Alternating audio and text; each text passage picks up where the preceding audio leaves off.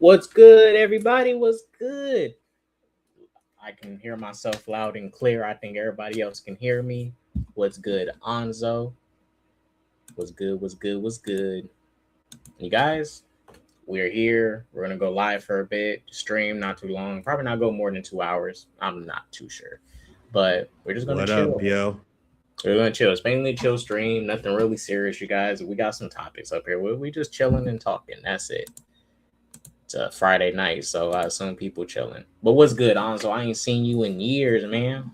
Nah, I seen you guys. I seen Anzo this year, obviously. But yeah, we are. Yeah, as you guys been seeing, I've been posting and stuff.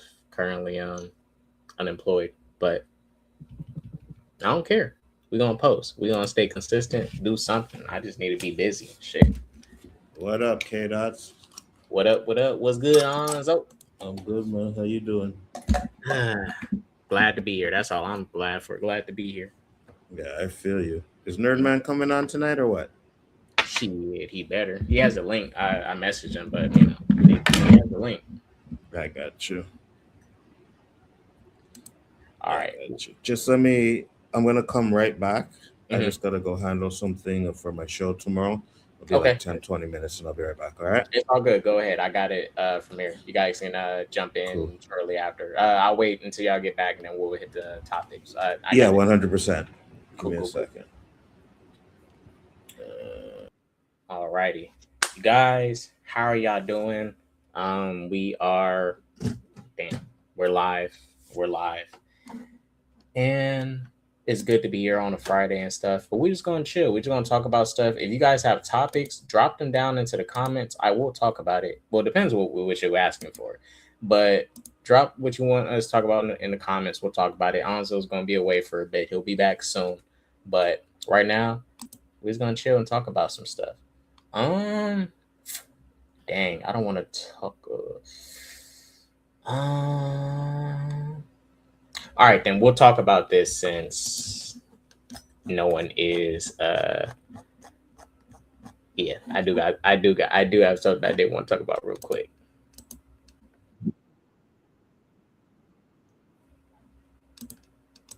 All right, you guys.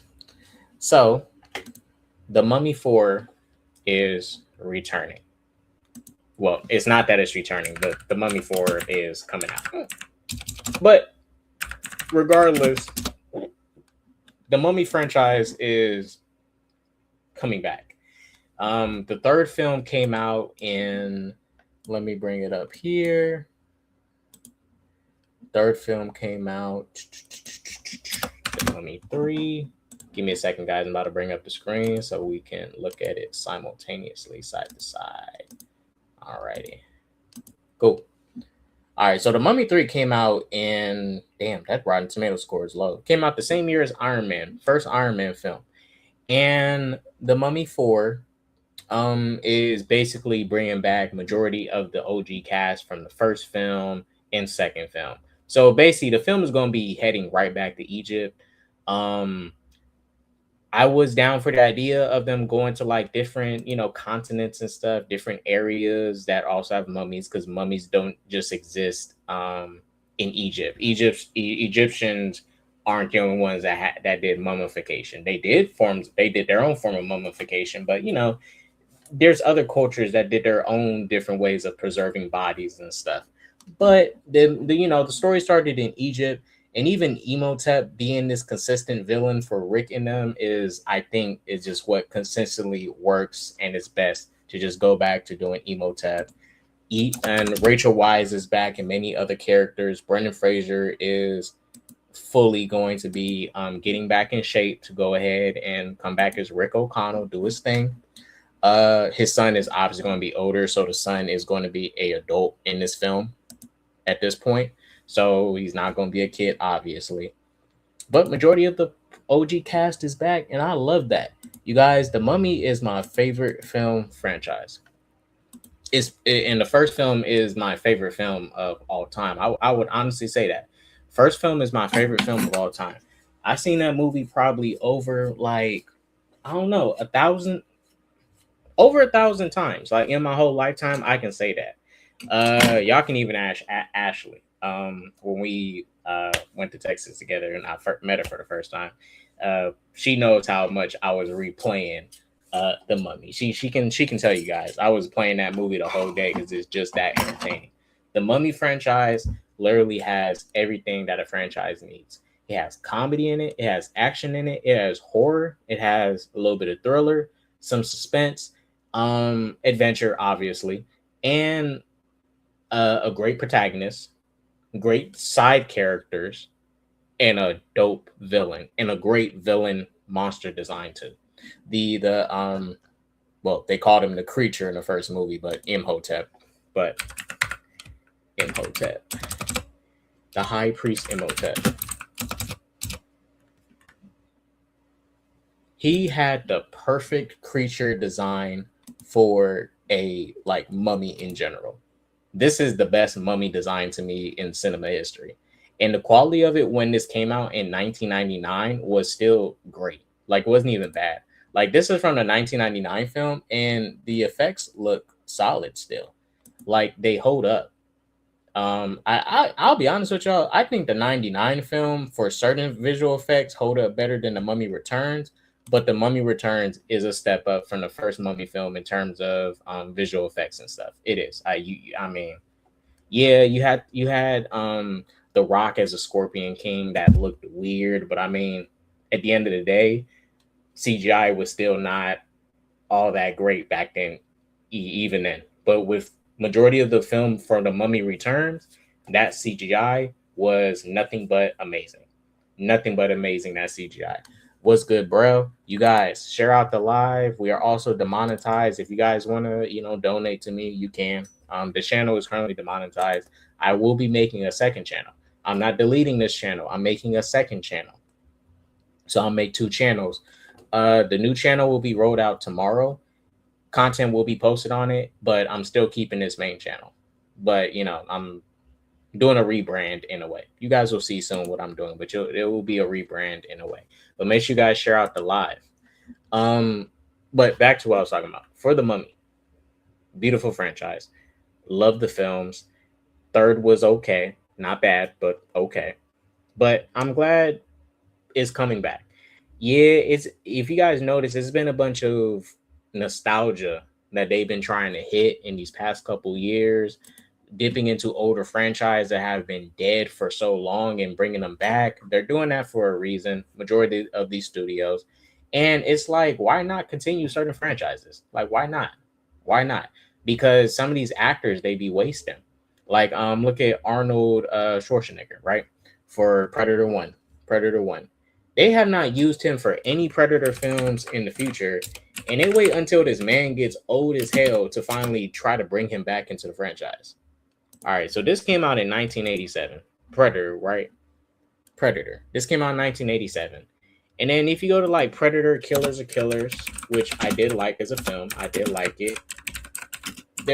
They introduced Arnold and Harrigan's character through the cryo. And I'm not saying this is indication that they are coming back. I am not saying that at all. I don't think that's the case. But when they do stuff like this, it's like these actors is old as hell now. Stop trying to make us think you're gonna do something with them. They are too old to be doing a lot of this stuff in these movies anymore. I'm not saying you can't do something with them, but nobody wants to see Arnold old ass fighting a Yautja. He was barely able to deal with the one in the first movie. What is he gonna do as an old man? And also, they're still young in this cryo, so it's like, what are you gonna do? CGI him to make him look young? It's like, no, you can't do nothing with him in the Predator franchise anymore, aside from maybe a book or an animated project where he's voicing. Other than that, physically, you can't do nothing with Arnold as far as the Predator franchise anymore. And how old is Arnold Schwarzenegger, anyways? I know this man old. He is 79. He's old. You can't do nothing with him anymore for the Predator franchise. He's probably going to injure himself easily doing stunts. He's obviously not going to be doing majority of his stunts anyways. So it's like, no. Ultimately, you got to the people who makes these franchises don't think about certain things. Like, Look at Mark Hamill. And I kind of blame George Lucas for this. I blame George Lucas for the most part because George obviously wasn't doing nothing with Luke Skywalker after the original trilogy came out. But we didn't get like, let's say, another movie of continuing Luke's story. Mark Hamill is 74. He is too old at this point. And if George Lucas was really on it, he should have been making sure Harrison Ford, what's her name, Carrie Fisher, the woman that played Princess Leia, rest in peace to her, and Mark Hamill. They wasn't doing nothing with them majorly in between um after the original trilogy. They just let them go to waste and really not have them incorporated in anything, not building out more of that. And now Disney is trying to do stuff with Luke Skywalker, but it's like, bruh, Mark Hamill is Luke Skywalker. Either just recast him so we can get more Luke Skywalker stories instead of doing some CGI faces and stuff, because he's too old. You wasted it. It's over with. You can't continue nothing with Luke Skywalker unless you recast and do some expanded stories that we can see. You know, like, and to be fair, I'll be honest with y'all. I blame George Lucas for wasting Mark Hamill in them. He didn't do nothing with them further. I like George Lucas, but he did waste them. He look at how old they are now. And then Disney tried to bring them all back together, and guess what happened? They didn't even meet each other on screen once. Luke, Leia, and Han. So it's like Disney couldn't do it. George Lucas couldn't continue the characters. Shit, it's like, dang, these people get all this big money and all these this, like, okay, I'm just telling y'all this. If I owned Star Wars, I would have not stopped doing any Luke Skywalker based content around Luke Skywalker after Return of the Jedi. I would have went like, okay, let's do like a 5-year skip after this and show Luke running a Jedi temple, or a story of Leia and Han doing something. I don't know, but it's like we didn't get none of that. They wasted that. They wasted that. But you know, it's not really their fault. It's not the actors' fault. It's just the fault of the creators who, like, the creators and the studios that don't do this stuff in a timely manner. Mainly the studios, because it's the big wigs up above that are funding these projects that decide when it comes out, all that, and you have to appease them, make them happy, yada yada yada, or whatever. But at the end of the day, I'm glad we're getting the Mummy back. I think it's good that we're going to be seeing this. So I don't know how to say his name, but Ored Farr, he played, I forgot his character's name. Dang, what was his character's name? Because I liked his character in the Mummy, but I just forgot his name. I forgot his name. What's his name? It's gonna be up in here. Ugh. But you guys know Rachel Weisz is coming back. Newman Farrar, the next installment of the Money franchise. Oh yeah, Oded Farrar. That's his name, Oded Farrar. So he's returning to play his character that is leading the current Magi that we saw in the film franchise. And it looks like Emotep's about to get arrived again. The last time we saw Emotep, I think he went to like hell or something. He went to some type of afterlife. Look, I'll show you guys the scene. He went to some type of afterlife. I'm not sure exactly where it was, but he clearly went to the afterlife. But let's just look at the ending again so you guys can see what I'm talking about. Dope movie also, by the way. Dope ass movie.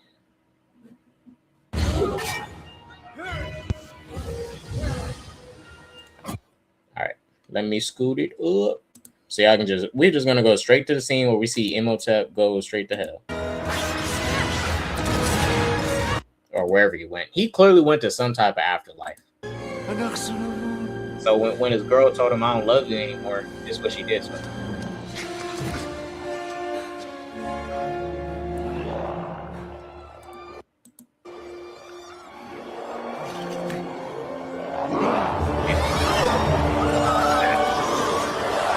So this is the last time we saw Imhotep. He just gave himself, I guess, to the afterlife, and he's permanently gone. I mean, but he went to the afterlife before, so he just keeps coming back from the afterlife one way or another.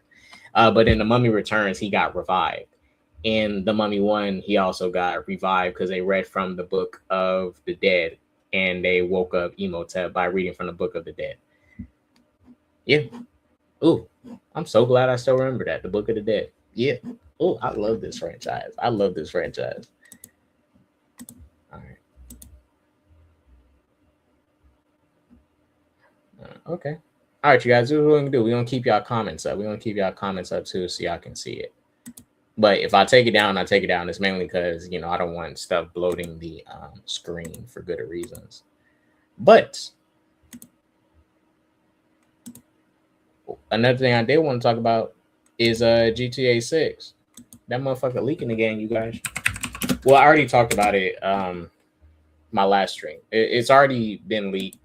It's leaked again because a hacker named CyberLeak is out here leaking it, and Rockstar is trying to subpoena Discord and Microsoft to get so they can basically figure out where this hacker is coming from.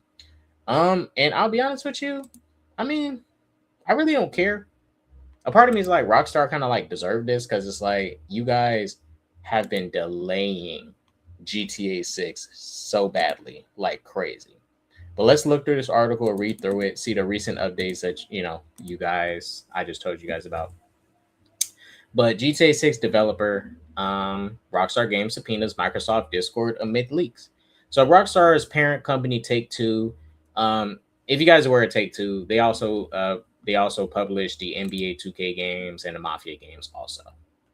Subpoena seeking information from Microsoft and Discord regarding gameplay leaks for its eagerly anticipated Grand Theft Auto 6 coming more than 3 months ahead of the game's release. Per the documents filed with the U.S. District Court for the Southern District of New York on Thursday, the copyrighted material includes, but is not limited to, audiovisual content, artwork, images, dialogue, or other creative elements. Take-Two is seeking data from both Microsoft and Discord under the Digital Millennium Copyright Act to identify alleged infringers at issue. So Rockstar's trying to crack down. We have not received no updates or anything about them potentially delaying the game. They better not delay it. They better not delay the game. Because if they end up delaying the game, why are you delaying it? Everyone purchased it anyways. Not everybody. Majority of people purchased it. They're already over $3 billion in terms of pre-orders. And the game isn't even out yet. Just still release the game. Everyone is still going to play it. This game, I don't care what app you're on, you have seen these comments. Oh man, GTA. Oh man, we're getting this before GTA 6. Man, we're getting World War 3 before GTA 6. You guys, that is how hyped people are of this. And GTA 6 just keeps getting delayed. People want to play the game. We don't care, but don't delay it just because it gets leaked again. But I really feel like if the hacker leaks the ending of the game, I really think they're going to delay it and try to like do some changes so the game feels like a first time experience for a lot of people. But I truly feel like if any major story stuff gets leaked, they are going to delay it. And I hope they don't. I have a feeling they're going to do it because Rockstar wants this game to be a first time experience. But hopefully not. At the end of the day, we're gonna buy it. If you already purchased it, that means you want to play it badly. And I doubt I highly doubt y'all would care if it gets spoiled early. Yes, we gonna be mad, duh. But at the end of the day, I'm still gonna play it. Even if I get spoiled on a movie, I'm still gonna watch it because I want to see the movie entirely. Because the spoiler, look, there's context with spoilers too. There's context, right? You need context to that. And you have to watch the film to know the context of, oh, this ending got leaked, but what does this all mean? You got to watch the film in order to know why that ending is the way it is. Or the ending could completely turn you off. You might say, I don't want to play GTA 6. But if you don't play GTA 6 just because you got the story leaked, okay, cool. There's still going to be an online mode that's going to be getting longevity. they're going to put just as much money and effort into that online like they did GTA 5 for these past what past 10 to 12 years, 10 to 15 years for GTA Online. So we're regardless, the online is going to get support. The game is going to keep getting updated with new content. It's not just going to stop at the single player. So, but they are going to only release the single player first, and obviously release the online like maybe um a month after. I don't know why they keep doing that. They did it with Red Dead 2 and they did it with GTA 5. And it's like, yeah, the multiplayer should be ready day one with the single player. That's kind of ridiculous to keep releasing it separately like that. And mind you, with the amount of time Rockstar Games is taking to make the game, there shouldn't be no reason that you can't release the multiplayer at the same time. Because, and also, whatever people want to say, well, we got to experience the single player first. That's optional if you want to, because we know the game is going to have multiplayer. So the multiplayer should be released at launch. It should not be released later, especially with the amount of time they took. The multiplayer component should already be done and ready to go at this point. There really shouldn't be no delay in them saying, oh, we can't get the multiplayer out. Because what was y'all doing this whole time? You were just only working on the single player. And we know you're going to add an online mode, but they're going to release the multiplayer a month after, which I hope they don't. But if they do, then we still going to play it. But for the cost that these games are now, especially for the people who bought the $100 Ultimate Edition like me, we should be getting multiplayer day one. If anything, we should be getting early access too, like maybe 2-day early access just for pre-ordering. Especially if you paid $100 for the Ultimate Edition. And they try to do that little, sneaky stuff with the Standard Edition by taking out a whole bunch of stuff, saving it for the Ultimate Edition and saving it for that one. So they make you spend more so you can get the full experience. Because I want the full experience. I don't want the Standard Edition. Who wants the poor edition? I don't want to be broke. Well, maybe, because what if in a Standard Edition I can't buy a certain property? Man, I want to buy property if I want to. It's Grand Theft Auto. I want to buy property. But yeah, you guys, let's see what happens. Hopefully they don't delay that shit. But I really feel like they will. I think they will. I 100% believe they will if this hacker shows more. But the gameplay so far that I've seen, if y'all seen the leaks, it looks good. But the leaker has a build from 2025. He has like a 2025 build of the game, and he has the full game. The leaker completed the game, and he rated it a 9 out of 10. So the leaker, Cyber Leak, he played the game, rated it 9 out of 10, and completed it. He has not leaked the ending of the game or anything. But yeah, so this is the thing though. The build Rockstar currently has may not be the final build that the leaker has. But from what I've seen so far, it does not look bad. Obviously, it's going to look way more polished when it gets released, hopefully, obviously. But it looks good. It looks great. The only thing for me is that this game, and I already knew this, but GTA 6 is going to play more like Red Dead Redemption 2.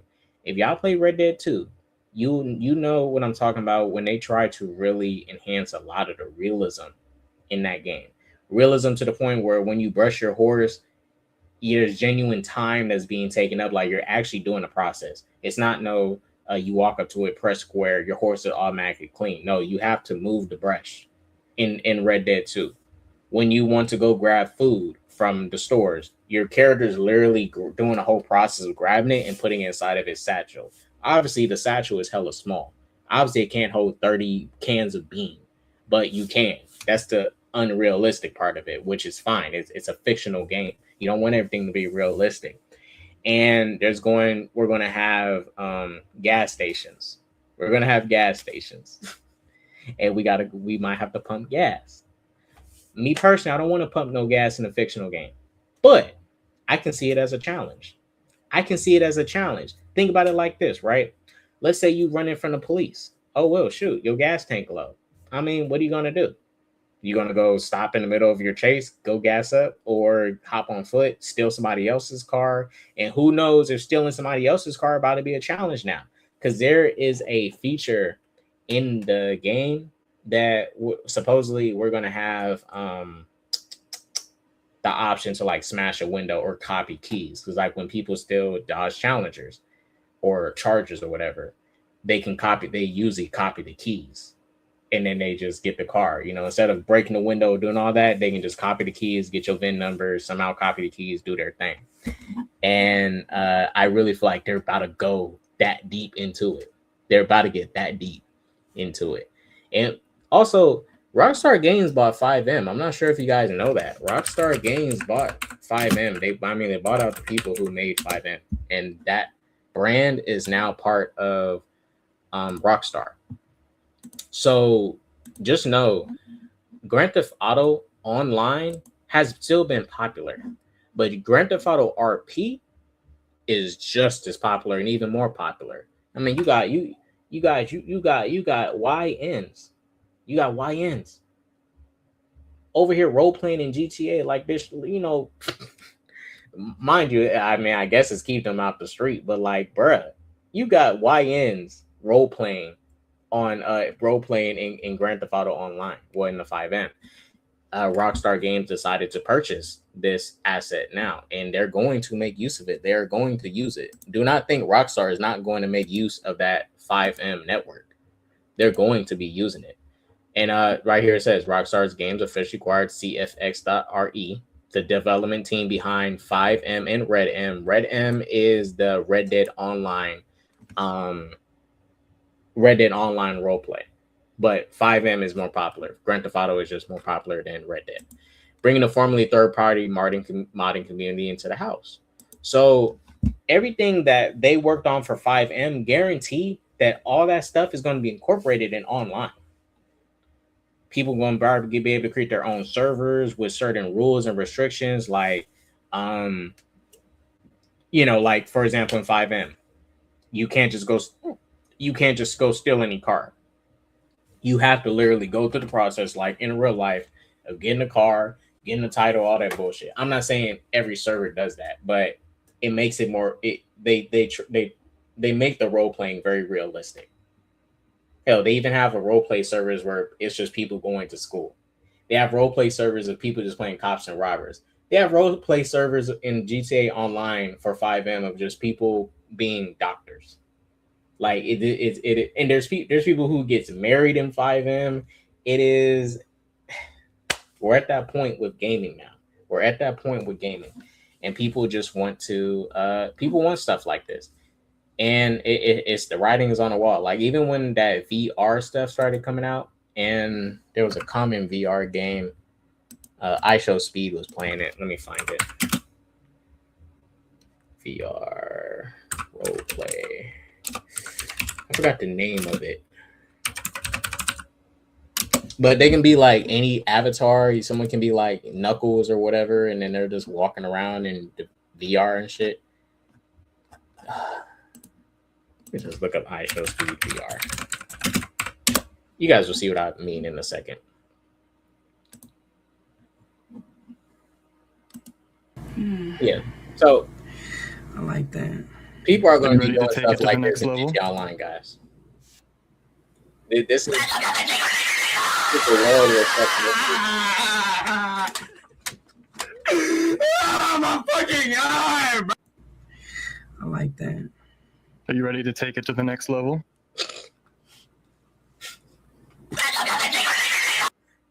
This is where we're stepping into.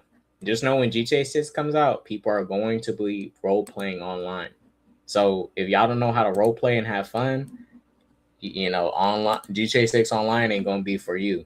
Everyone's about to be on this motherfucker. People are about to be staying inside more than ever. We about to be inside more than ever. We about to end up like these people from Wally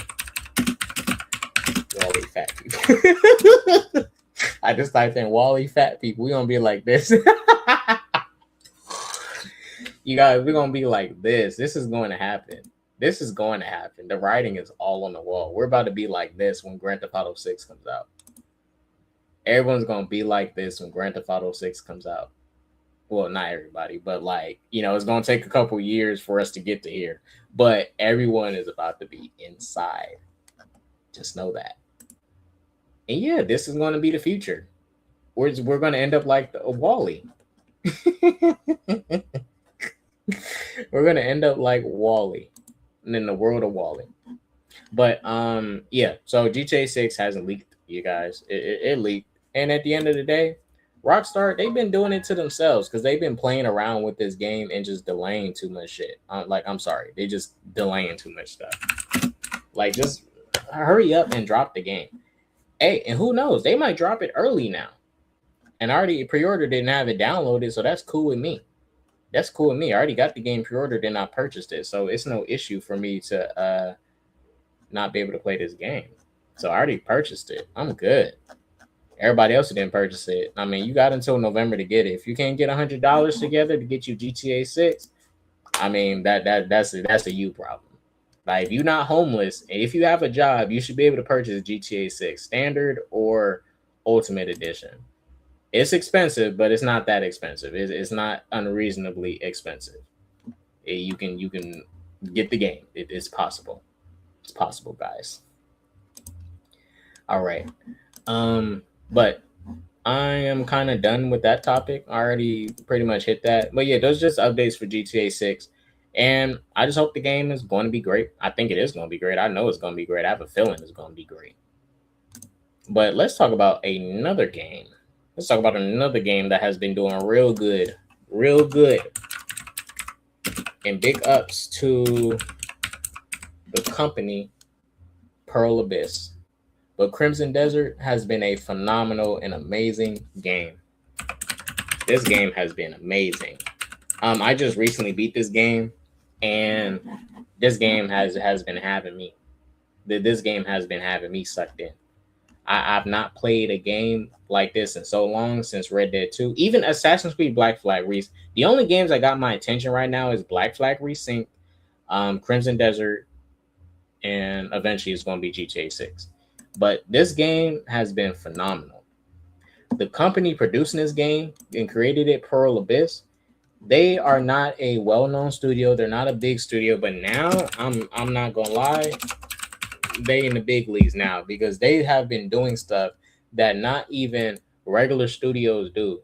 They regularly make sure to update this game. Let's look at their updates. So whenever an issue comes up, look, they literally got a reporting issue section. Let me bookmark this page just to be safe. Let me bookmark this so I can go hit up Pearl Abyss if anything comes up. But this is how much they have been updating this game, and these updates are not updates to make the game work properly. I mean, these are updates to fix issues, but also these are updates that are adding new additions. For example, first update, new item storage, improved controls. Perfect. The next update, we get new mounts. Man, you guys, you can ride a dragon in this game. You can ride on a tiger. You can ride on a bear, a wolf, a camel, a giant iguana. You can ride on a leaping bird, a bird that automatically glides for you. Dragons and shit. In the next update after this, they updated Unka and Damien's character, which I had a criticism about that. I had a criticism about the other two lead characters. My criticism was for Unka and Damien that they don't add nothing to the story of the game. They don't add nothing to the game. Nothing. They're optional to play as, but they're not useful. You can't even play as them in most of the story missions anyways. And then they added additions like replaying bosses. But I will say this, guys, the game from jump as it is released to me as a completed game. All these updates we've been getting have just been improving the game. Improving. They even added a cross-save feature, so you can jump on Steam if you have Crimson Desert on Steam, bring your save from Xbox over. You guys, I have not seen a studio care about their consumers this much in a long time.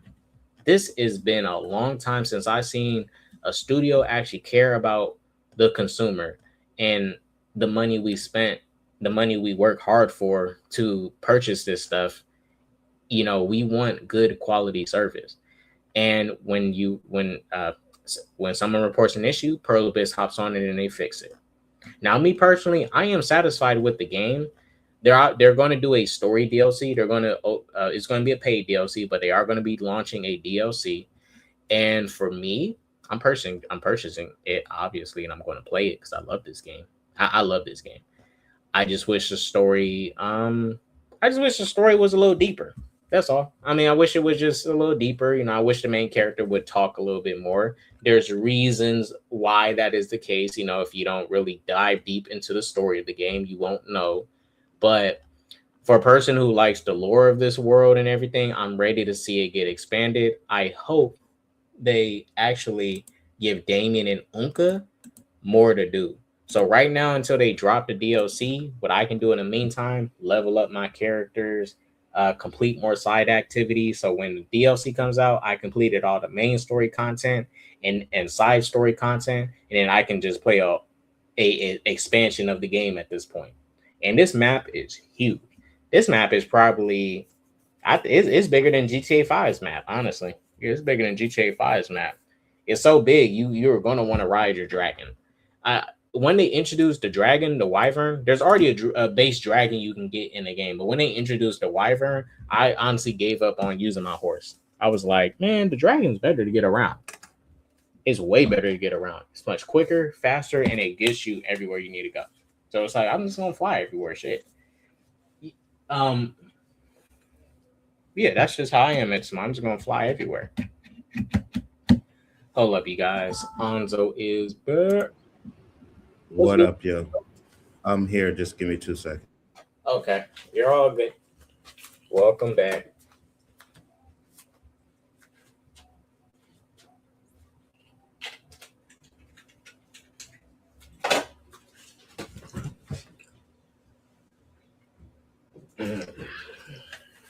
All right, you guys, I'm here. Let's get some water.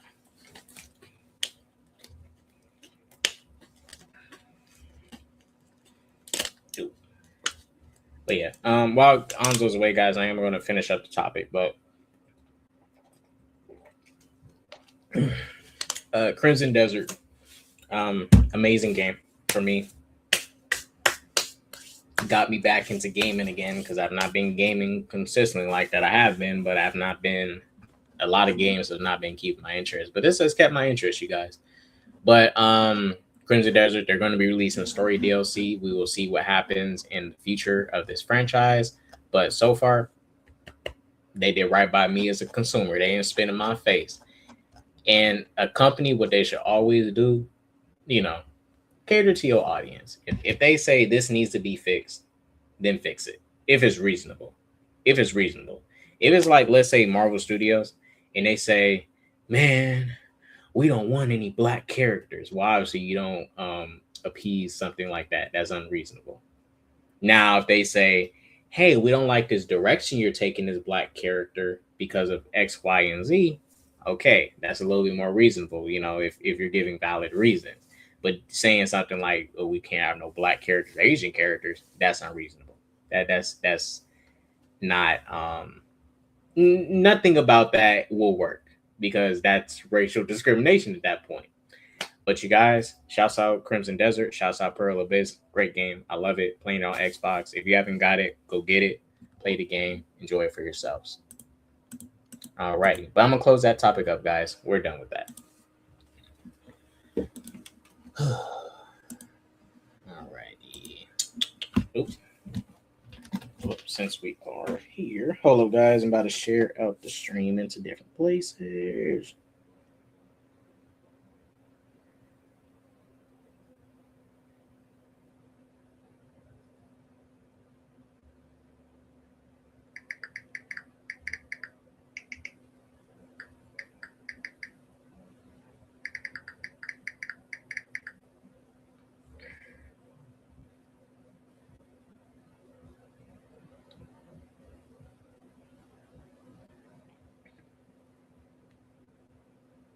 Alrighty. Oh, So what's good, K-Dots? Oh, what's good? What's good, Alonzo? I already talked about two gaming related topics. I already talked about GTA 6 and the leaks. If you did want to talk about it, you can. We can spin right back to that topic if you want to talk about the leaks. Man, you're gonna hate this. You're gonna hate me for this. I didn't play GTA at all. Wait, you never like any of the games?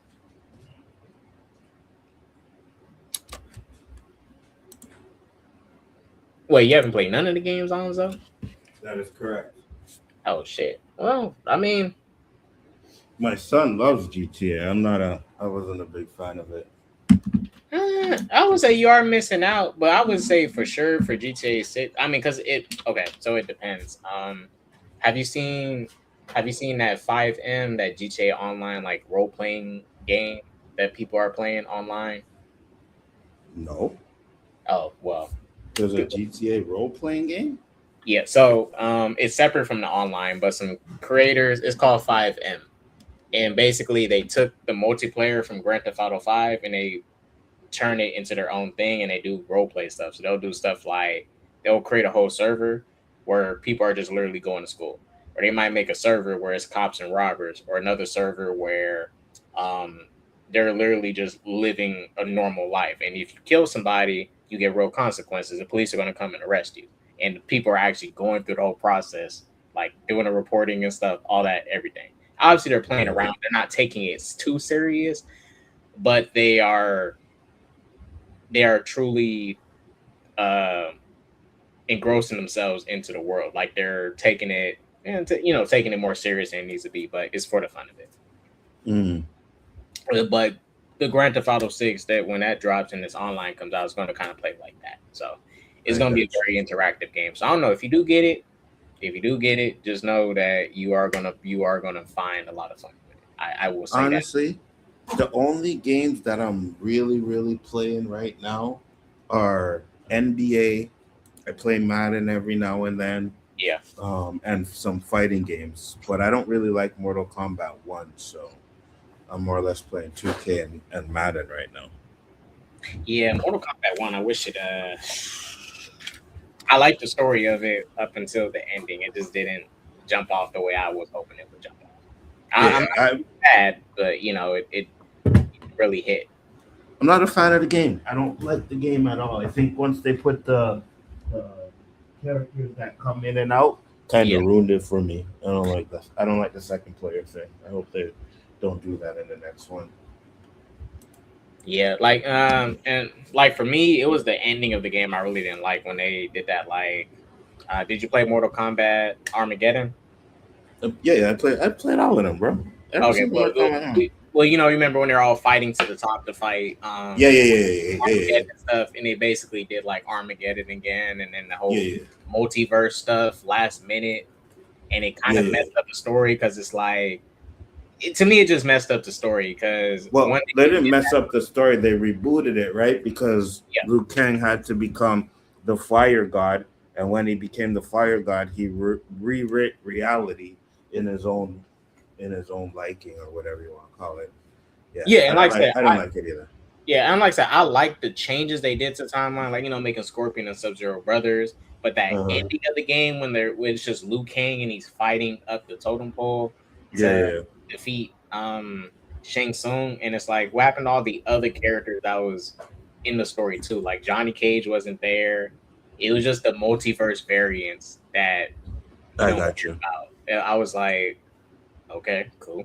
I don't care about this multiverse variant of Liu Kang. He was not in the majority. He was not in the story of the game. Fire God Liu Kang was in the game, but all these other multiverse variants I don't care about. Yeah, no, I feel you. It could have been a better game. It could have been so much better. But yeah, I hope they make the next one is better. That's all. It could be. But we gotta see. I think where NetherRealm kind of like takes it too far sometimes is with the whole rebooting stuff, because they rebooted Mortal Kombat. They rebooted it at 4. They rebooted at 4 with Deadly Alliance. Mm-hmm. And then they rebooted again after Armageddon. and then they rebooted again at 11, and the that. games are not that far apart. Like that's a whole the games aren't that far apart for them to be rebooting like that. Like it's not that there's not that many, but they have a lot of reboots in a short amount of time.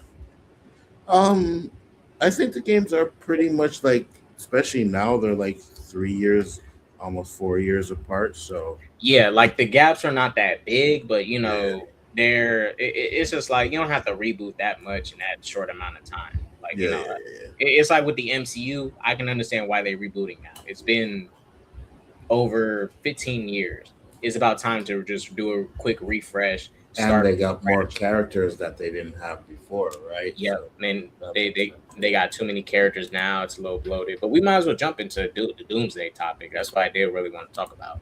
Yeah, But Avengers Doomsday is a Doctor Doom movie, and I'm happy for that. I'm happy for that. should have been a Kang movie though. No, I agree. I agree. Jonathan Majors, I don't know about that Daily Wire bullshit. Oh my god, did you see the trailer for that shit, bro? It was so. Oh my god, that is so fucking trash, dude. I mean, compared to magazine dreams, I'm like, damn, Jonathan, this is a downgrade. Like the Yeah, yeah, quality of yeah, it yeah, doesn't even look yeah, good. yeah. He's not a bad actor, but it's like, man, I would have preferred you went to go like talk to Tyler Perry. Even Tyler Perry movies are higher quality than that Daily Wire Yeah, movie. yeah, yeah, yeah, yeah. I will never support him for doing that again, bro. Yeah, Never. that Daily Wire shit. I'm like, Oh bro. my god, the And he's with worst, Megan Good. Megan Good isn't good with Tyler Perry. Why couldn't you just go do a Tyler Perry movie? I'd rather you do. bro, bro. It's like Daily Wire. These are the same people that hate fucking black people, and you're Yes. making a movie with these guys that make hate black people, bro. And mind you, their movies aren't even good. Like their movies No, generally are not good. They no, they make did that one with Gina Carano. That shit was ass, bro. yeah, they make low budget, very biased, obviously biased, and 100%. obviously political movies. I'm not 100%. saying there's nothing wrong with politics and movies. There's many movies that politics, but their movies are blatantly trying to make a statement, Yes, yes, to put exactly. a statement for If themselves. you want to hide your politics in the movie, okay, that's fine. A lot of Yeah, movies do that, but you're not even hiding it. You're just blatantly disrespecting Islam and Muslim people yeah. and Black Lives Matters and all kind of shit. And then Jonathan Majors is like, "Yeah, I'll do it for a paycheck. I need the money. Now, fuck you, Rank can't be motherfucker. Go, high. go, fucking work at fucking McDonald's or Burger King. You know what I mean? Yeah, I'm Fuck, we like doing here." the rent cannot be that high. It can't be that high for him to do something. And even if it is, Daily Wire is not going to pay him enough to sustain for years. You know what I mean? They're Yeah, probably just enough to pay some bills, and that's it. because their movies don't even hit theater screens. Their movies get released on. Barely. Yeah, yeah, yeah, yeah, yeah. Yeah, no, they don't think they don't have any movies in theaters yet. None of No, them are because they only no. started dropping movies like around COVID, I think. Well, around the Yeah. Gina Carano bullshit. Around the Gina Carano shit. Yeah, yeah, Yeah, it was around that time. They're new to making films and stuff. yeah, yeah, But yeah. yeah, I mean, look, I will say this. I wish Jonathan. I wish Kang was the villain. Everyone. I wish Kang was the villain. He should be the villain. Is who they started with and who they should have ended with, and then you can do Doom in the rebooted. That's why, for me, I prefer we wait until the reboot and then you do Doom. One Um, hundred percent. you know, they had to do a quick change, and whatever they're trying to do with this whole Tony Stark and Doom thing, to me, I mean, I would have just recasted, but I guess this is their next best option. So even though the universe may not be the connectivity of Phase 4 to 6 may not be that good, at least Doomsday might be a dope ass movie. Just off, it just on its own standing alone. It might just be a great movie. Well, it's going to definitely build off of the momentum Spider-Man is doing right now. So, Well, Spider-Man is killing it. with the way they're handling it too, they're kind of just also just directly linking it to Endgame more, which I know everybody Yeah, likes. yeah. I like Endgame. As an MCU hater, I loved Endgame, Infinity War was better. and it is. Don't start your shit, K. Dot. Infinity War was better. I'll let you have that opinion on. So I Oh my god! but I'll let you have that. Wait. So wait. Hold on. Infinity War wasn't better than Endgame. It for me it depends. For me it depends. Because like look, for me, Endgame and Infinity War to me has both the same writing issues, but that's just my bias kicking in. I just prefer Endgame more, and also it's Steve picks up Mjolnir. Thanos beating the shit out of Thor and stuff, all depressed and shit. I'm like, what's the writing issues you have a problem with? Please enlighten me. For Infinity War, one of my biggest issues was the scene when they fought Thanos. I like that Thanos won, but I think Thanos winning was a little too easy because some of the heroes they made them too dumb. Like Peter, emotional man baby. He's not that bright. He's not that bright. What did he do? Well, when he hit Thanos, I already knew he was gonna do some dumb shit like that. I hated that Nebula stood there and let him do it. Wait, are you talking about Star-Lord? No. Yeah, Star-Lord when it was fighting on Titan and stuff. Yeah, because like in that scene, I'm fine with Thanos winning. I just thought it was extra easy because the writers, I think they made some characters a little intentionally, like a little slower than they would. Thanos pretty much killed his girl. Of course, he was gonna lose it. No. I knew he was gonna lose it. I have no issue with that. I'm saying Nebula was standing right behind him and let him do it, and I'm like, damn, Nebula, you want the motherfucker to win? I guess. I mean, but look, but that's the thing. The same issues I have with Infinity War, I have with Endgame, like the whole time travel act. That shit to me, even though Loki came and fixed some of it, that whole shit was trash. It was so the whole time traveling was trash. I get it. That's the reason why I think Endgame, Infinity War is better because you didn't have as much trash as that. That was like half of the movie, the time traveling stuff. Yeah, and that's why I give it to Infinity War. Like Infinity War has a way better second act of a film than Endgame. Endgame has the better first and third act, but you need that second act of your film to be good because that's the act that carries the bulk of the movie. Mm-hmm. I agree. But like I said, I prefer Endgame more. I'm Steve Rogers biased anyways. Steve over Iron Man any day of the week. Yeah, we know. What up, Collector Movie Man? Say, hey, Anzo. I'm surprised. What up, Collector? Aren't you going live tomorrow at 10 a.m. with Byron? Well, Brian? I am, Collector, but I'm just here with my boy Kados. It's been a minute since he's been streaming, so decided to pop on. What's good, Tony Tone? What's good? But you guys, they're going to build directly off of Endgame. I think that's the smartest thing to do. Majority of people like Endgame. So, it's the best to build off. Phase 4 to 6 just did not hit like phase 1 to 3. I wanted phase 4 to 6 hit. Like me, I was excited for Falcon and Winter Soldier. I love that show. I would say I love it, but I really like that show. To me, it's the best MCU show that they dropped. I've not seen Daredevil Born Again in full, but... Wait, what? No, I've not seen Daredevil Born Again in full. I've seen a lot of... Okay, season 1 is trash, but season 2 is pretty damn good. It's all right. Yeah, and mind you, it's not no like MCU bias type of stuff. Like I don't think it's something I just don't want to watch. Like Daredevil is not one of the bad Marvel characters to me, even though Netflix built up majority of it. I just haven't like cared to watch the show or get a Disney Plus subscription to watch it. I got you. And also, I mean, I was hoping Daredevil was going to be in Brand New Day too. It would have been perfect if he was in a prison helping out.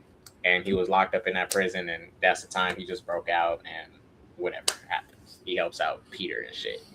A lot of people thought he was going to be in it, but he's in jail, so I guess because they had the jail scene, everybody was like, "Oh yeah, he's going to be in it." But that's why I think he wasn't locked up in the DOD because he's not a metahuman. He has powers, but he's not like a Spider-Man level threat or a Scorpion. The Scorpion don't got fucking powers. He's not like a Tombstone level threat. Tombstone, he's superhuman. He's a leader of a crime syndicate. He's a lot more dangerous compared to Daredevil. Yeah. What's good? What's good, Mike? What's good? But what up, Mike? But you guys, I'm excited for Doomsday. I think RDJ is going to do a great job, and I want to see him just body these Avengers. I don't care about none of these people. I only care about Steve, Thor, because we was there with him. Yeah, that's it. Who else is on the roster? Shang-Chi. uh, Shang-Chi, Shuri, M'Baku. What? Why are you laughing when you're saying these names? Because it's the roster. Like, I don't care about none of them. I'm not It's like one of the roster. There's like 3 rosters, right? They're gonna have Captain America's roster. They're gonna have Yelena's roster, and then they're gonna have the M'Baku and Sherry and all of them on the other one. So 3 different rosters. It's the Thunderbolts. Like, I feel like this roster is a downgrade compared to the roster we had in Avengers Endgame and Doomsday. I mean, Avengers Endgame and Infinity War. And mind you, I don't even blame the characters. I blame the studio for not doing more with the characters. Like Shang-Chi, I liked his first film. I wish he got a second film, but I don't really count the what if stuff because that doesn't build his character. Trash, bro. Man, Shang-Chi, that movie was dope, Anzo. Nah, we had when Wu was in the movie. He was a solid villain and stuff. He was the real Mandarin. Oh my god, Shang-Chi was ass, bro. Shang-Chi was okay. And y'all know Awkwafina was the best part of that movie too. Once they put in Trevor Slattery, they destroyed that shit, bro. I was like, why do we have this guy in here? Collector said, I'm excited for Doomsday now, but I'm still more excited for Doom Part 3, the conclusion to the Doom movies. Collector, I'm gonna be honest with you. I think they better move that Doom 3 date because if it's releasing their Doomsday, they are ridiculous. Doom 3 is going to lose. I don't know why you would even consider putting your movie up against an Avenger movie. Yeah, like Doomsday, you guys. With all the criticisms I have of Phase 4 to 6, Doomsday is going to make over $3 billion. It's going to be successful because it's going to have a bunch of nostalgia in it, cameos. We're going to see probably Tobey Maguire, Wesley Snipes, Blade, maybe Ghost Rider, Nicolas Cage. If we don't see them in Doomsday, they will be in Secret Wars for sure. Hugh Jackman, Wolverine, all these past characters from all these different movies from years ago. Even this Hulk might come back. The best Hulk. The best Hulk. This guy here. He's going to show up. Yes, I think Lou Ferrigno is going to show up as this in the movie. Are you high? Yeah, he's going to be in Secret Wars. They're going to have cameos up in this movie. Why would he be in Secret Wars? I don't know. Cameo. What do you think? Do you think Hulk is going to be in Doomsday or Secret Wars? Hulk's going to be in Secret Wars. He's not going to be in Doomsday. Yeah, because that's the movie I know for sure we're going to be seeing the bulk of cameos because they're going to be on Battle World and we're going to be seeing all these different variants and stuff. So I'm hoping we are going to get that stuff in Secret Wars. I think we are. That movie is going to be probably the most expensive movie in history with all these actors are going to have. Yeah, 100%. I can see that. Yeah. But and that's my thing too. Like for me, I wish Spider-Man was on this Doomsday roster, or even the Hulk we got in Brand New Day. The fight was short, but damn, that was motherfucking Hulk. That was Savage Hulk. That motherfucker is back. And the way he transformed into Savage Hulk, that performance was good. Mark Ruffalo did his thing. Get out the building. That shit. The transformation was good, but the minute they had Hulk having a problem with the fucking concrete pissed me off. I'm like, no, that's not how it works. I was like, you just picked that shit up. Why are you falling down purposely? Yeah, why are you falling down? You telling me Hulk having a problem with fucking concrete? Are you serious? No. Yeah. Michael said I care about most of the roster. And no, you guys, if y'all do, that's fine. I'm just saying for me, I don't care. Because Phase 4 to 6, this was the first time. Like Phase 1 to 3, I watched everything. I didn't skip nothing. Phase 4 to 6 is the first time I probably skipped a lot of Marvel content. Even for like you guys, DC.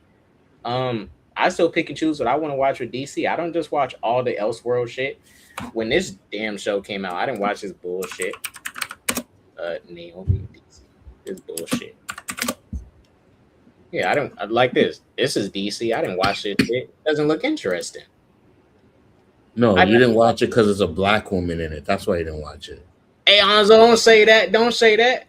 That's why you didn't watch it. I supported Black Lightning. I supported Black Lightning. I got Black Lightning every season. Yeah. Okay.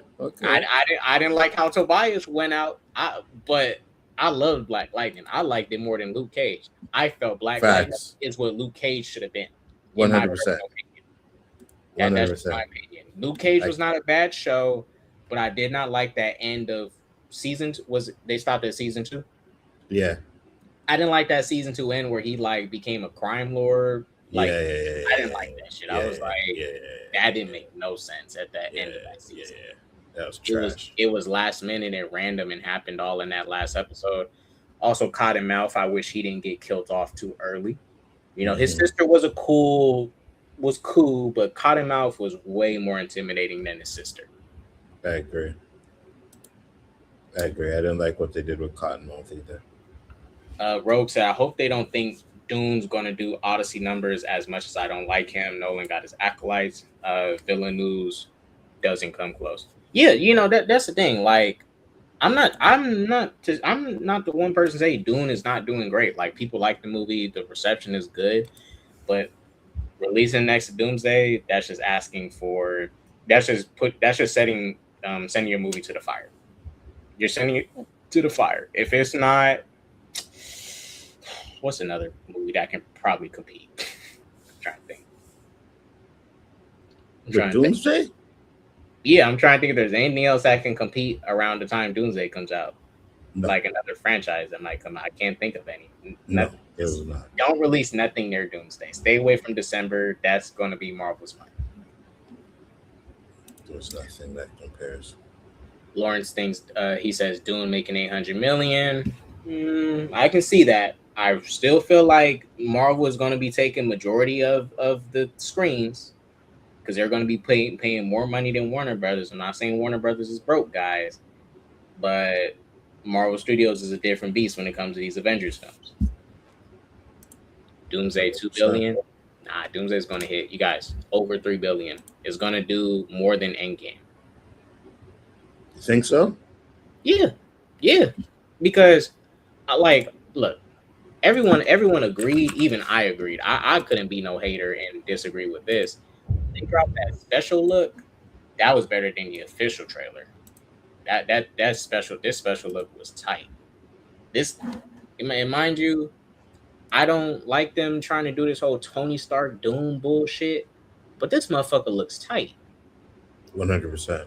Like this whole opening here, everything looks tight. You can see that Doom is using dark magic, like he's using magics and sorcery and stuff like he should have been using in the previous iterations we had Doom in. Mm-hmm. But I'm sorry, I can't deny this shit looks cool. It looks good. And then the OG X-Men cast is coming back.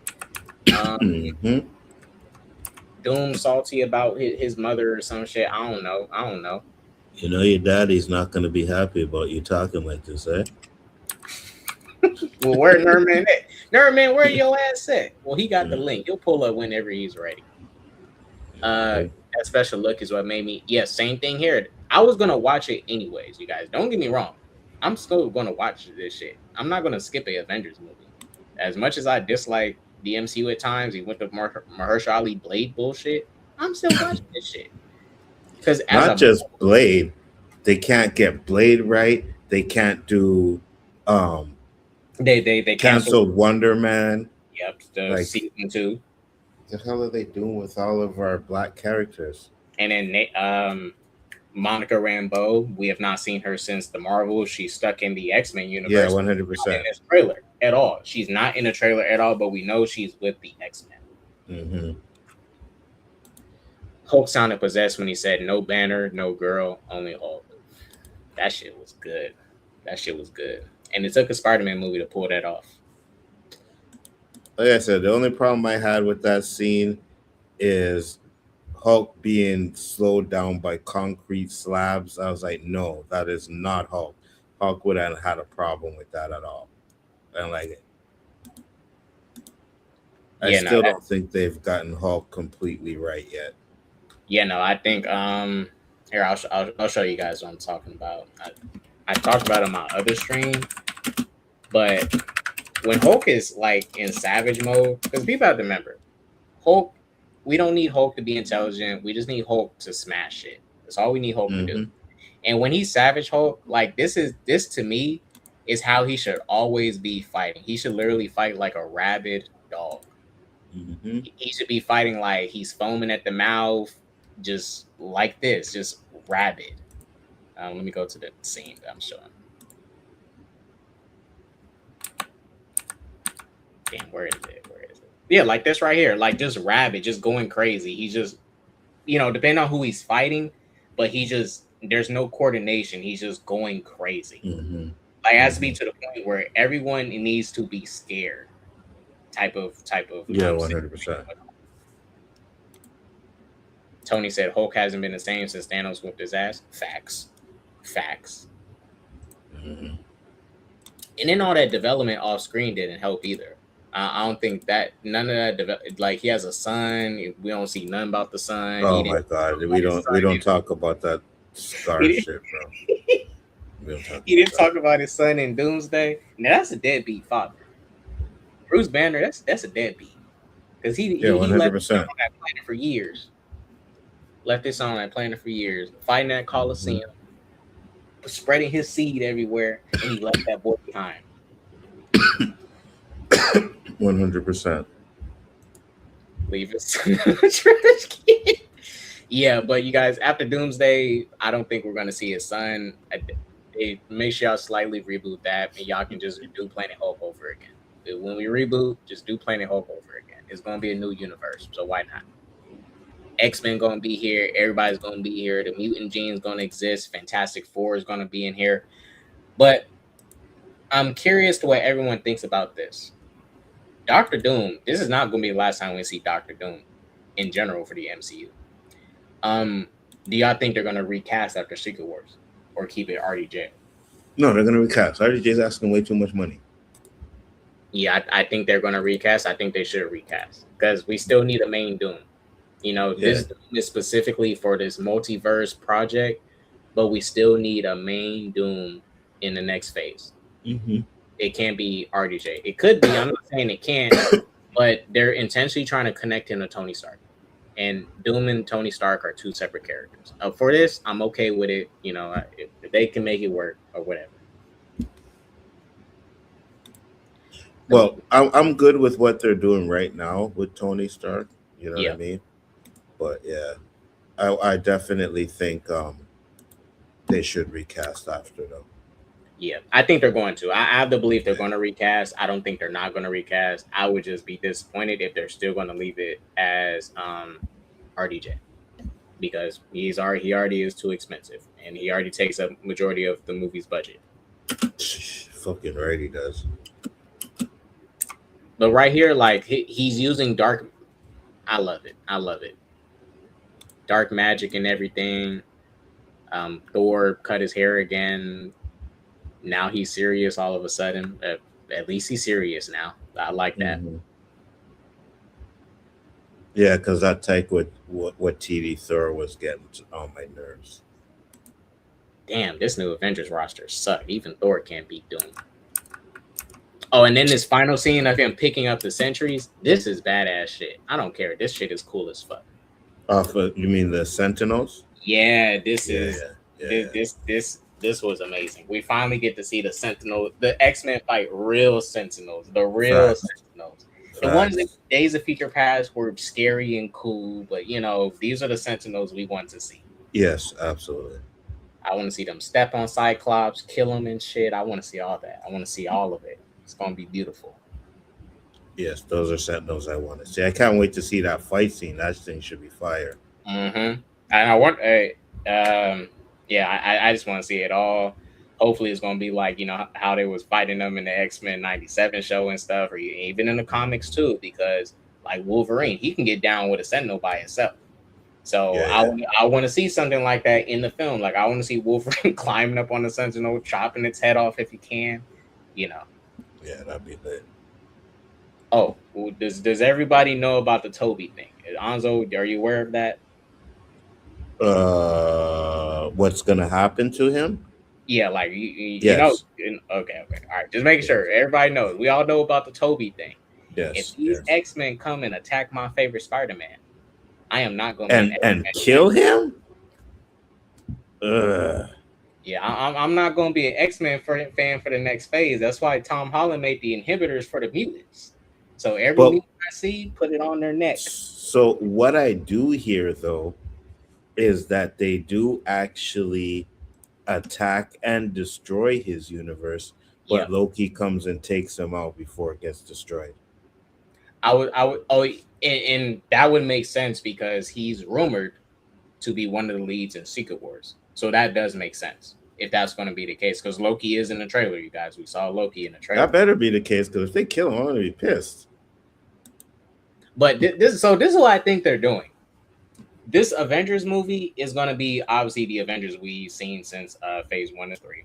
And then Secret Wars is going to be all the old characters from the early 2000s Marvel films leading the movie to like save everybody. So I think Wesley Snipes Blade, Hugh Jackman Wolverine, Toby Spider-Man are all going to be leading that. And they're all going to be the ones that got to save everything. So you think they're bringing Wesley back too? Yep. I don't know about that. Blade got something for Doom. Blade got something for Doom too. I don't know about that. What's your thoughts on the T'Challa casting? The T'Challa. I mean, well, I'm probably not gonna watch Black Panther 3. I don't know, but I mean, at least did you watch Wakanda Forever? Oh no, yeah, I watched it. Why the fuck wouldn't you watch Black Panther 3 then? I mean, at least we're gonna be getting rid of Shuri as Black Panther. I'd rather accept his son as Black Panther. I don't really vibe with Shuri as Black Panther. Because you don't like women. I told you that already. Whoa, Alonzo. That ain't fair. That's not fair. I love Monica Rambeau. I love her booty. But I love Monica. I love Wanda. I love Black Widow. I even like this new Black Widow. She's okay, but Florence Pugh. Yeah, she's cool. She's alright. Black Widow. She's alright. Her in X-23 come back. I don't think X-23. I mean, we're gonna see her in Secret Wars, but she's not gonna be like a lead in the movie. No. I heard she's coming back too, but wait, Anzo, how do you feel about them bringing in Channing Tatum's Gambit to be one of the main X-Men for this movie? I like him. Okay. I mean, because remember, he wasn't part of the original cast in the OG movies, but they brought him back. I mean, his universe. Well, after Deadpool and Wolverine, they was able to send them back to their universes and stuff and fix them, I guess. But I liked him. I like him, so I'm good with it. I liked him in Deadpool and Wolverine. Oh, how do you feel about the Mystique design? Like it's updated, but how you feel about the Mystique design? It's all right.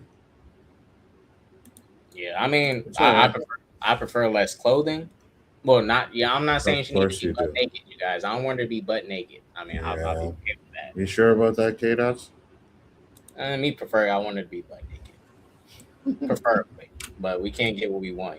Kids still gotta watch this movie too. But I don't know. It's her face. I think they put too much of them black scales on her face. I like the original makeup they did for her. But I like that she looks like X-Men 97 Mystique though. I do appreciate that. Even the Scott Madison, James Marsden as Cyclops. He looks great. He looks solid. Yeah. But there's some X-Men they did not show. We didn't see Beast.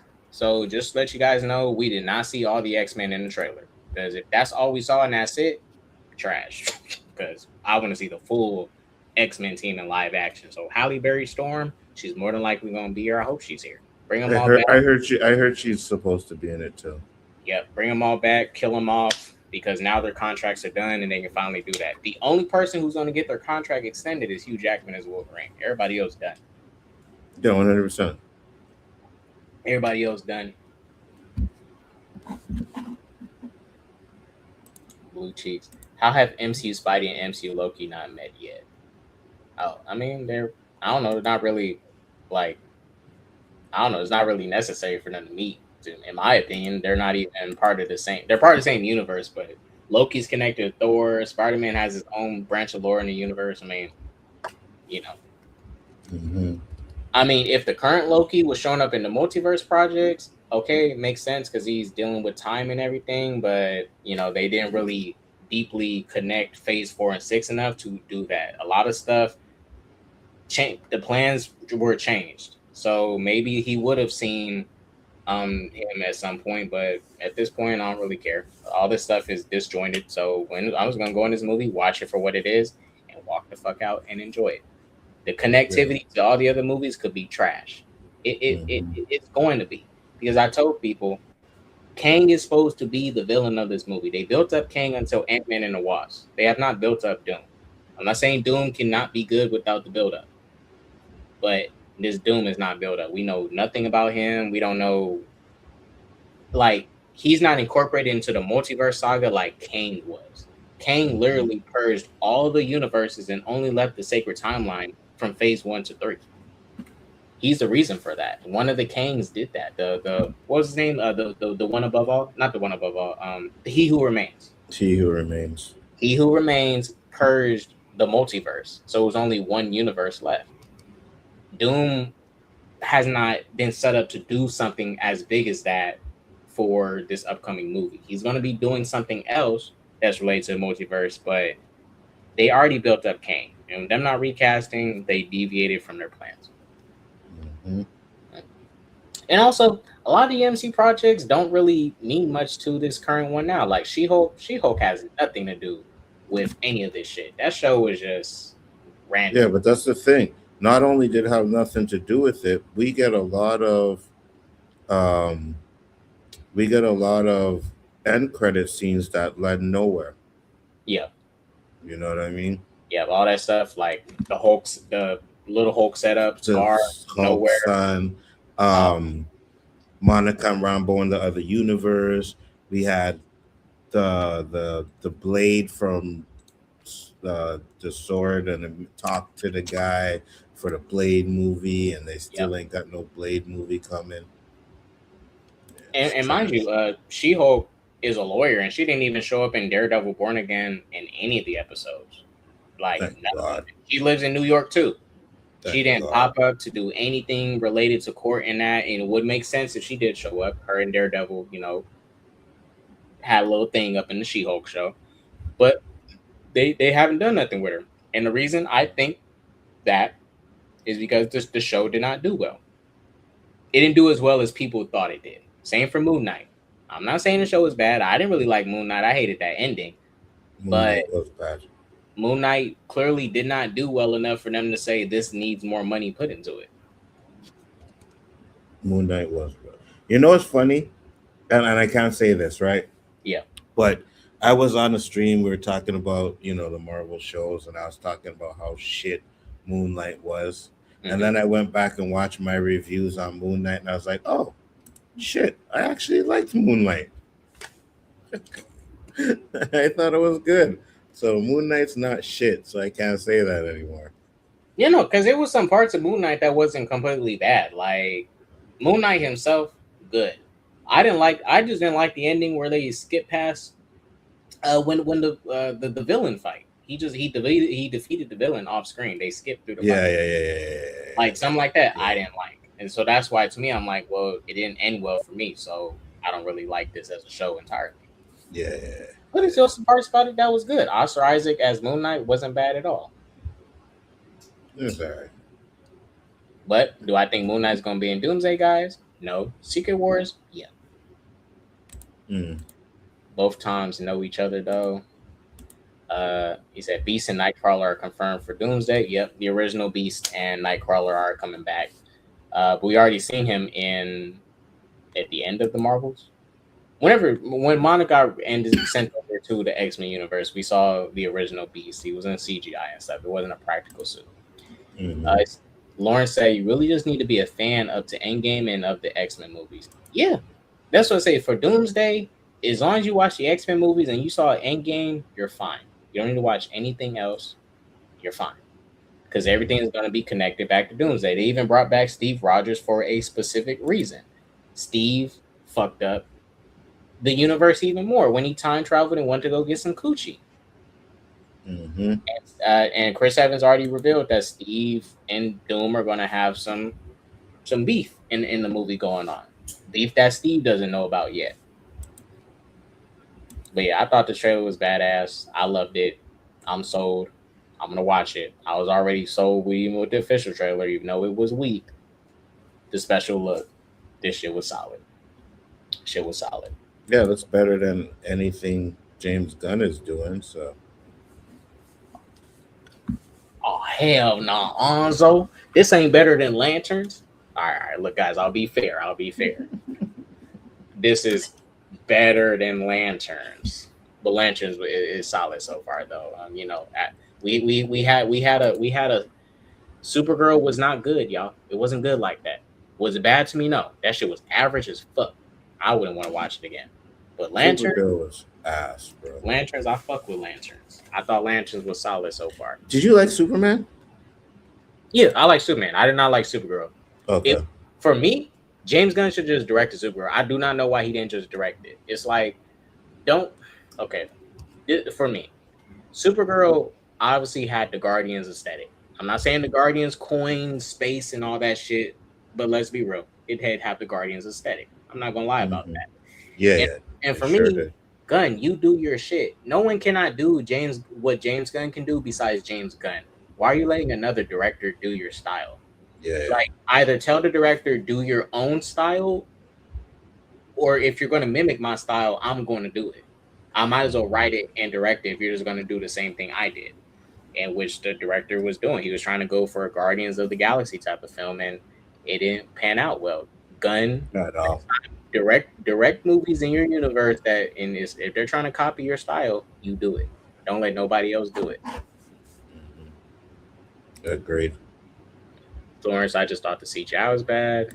The CGI was not the issue for me. The more so the issue of the story. Even the main lead, Millie Alcott, she's not a bad actor, but the director, he didn't direct her well. He did not direct her well at all. That director of Supergirl and that writer, don't ever bring them back. They better not touch any other projects. They better never, ever, ever come back. Let them go. Yeah, Millie was good. I didn't mind her as Supergirl, but good. It was just direction, and a lot of the action for me, was not good at all. They was cutting away too much, and it was boring. Like Supergirl, she can fly, she can blow up a meteor with her like lasers and shit. The action should be, turned up times 1,000. It should be like a Dragon Ball Z fight. It's Supergirl. Like if that was, I don't know, Daredevil, then yeah, you do some low budget looking action like that, but you don't do that for Supergirl. Her fights should always be greater than a regular superhero. Same with Superman. He's super powerful. He can lift up shit. He can pull planets with chains and shit. And he can't consistently do that. That was in an old ass comic. But the motherfucker powerful. His fights should be powerful. Craig Gillespie is an artsy director. Yeah, he need to take his art somewhere else. He go to A24. A24 will gladly accept him. Bonzo, anything else you want to say on Doomsday? Anything, other theories and stuff you might have? Anything you think I might have missed that we should? One thing I'll say is I am a little bit more excited for it than I was. For me, I thought not saying, and I don't believe in the superhero fatigue stuff. I don't believe in that, right? But I just found that like a lot of the superhero movies weren't tickling my fancy, as to say, Spider-Man Brand New Day was okay, but after seeing what they've seen for Doomsday, I'm like, okay, yeah, this got me wanting to see it again. So yeah, like for me, guys, I don't believe in the superhero fatigue either. It's just the superhero genre is just doing what any other studio is doing. You got to a point where you're making so many, and then you get lazy with it. They just made so many over these years, they got lazy with it. Like, and from the 2010 to now, Marvel was dominating the superhero genre. They was dominating the box office.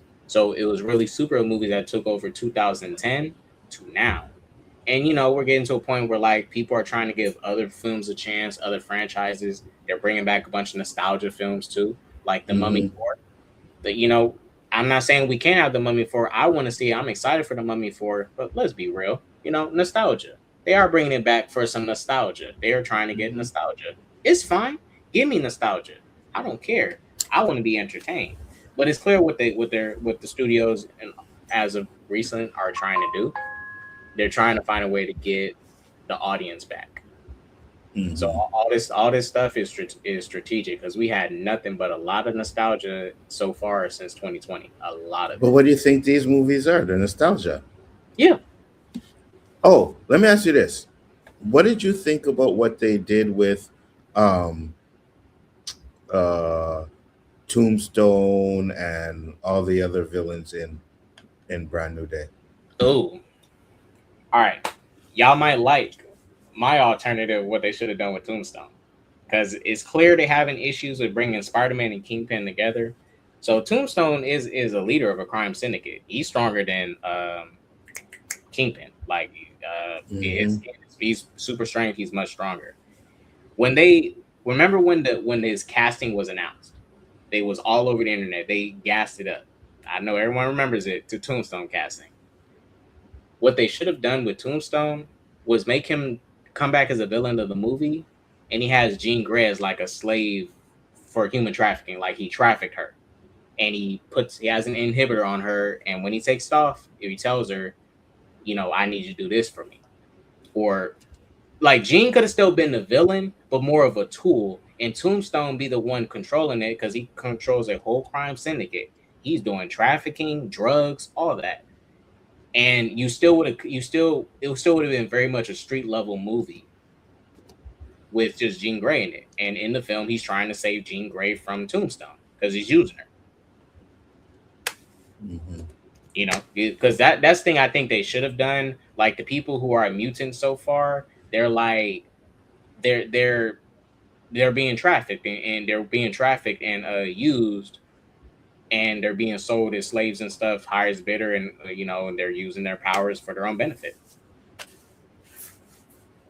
Because I I wish I wish they would have I wish they would have used Tombstone a little bit more, right? yeah, So I had a big issue with what Jean Grey actually did in that movie.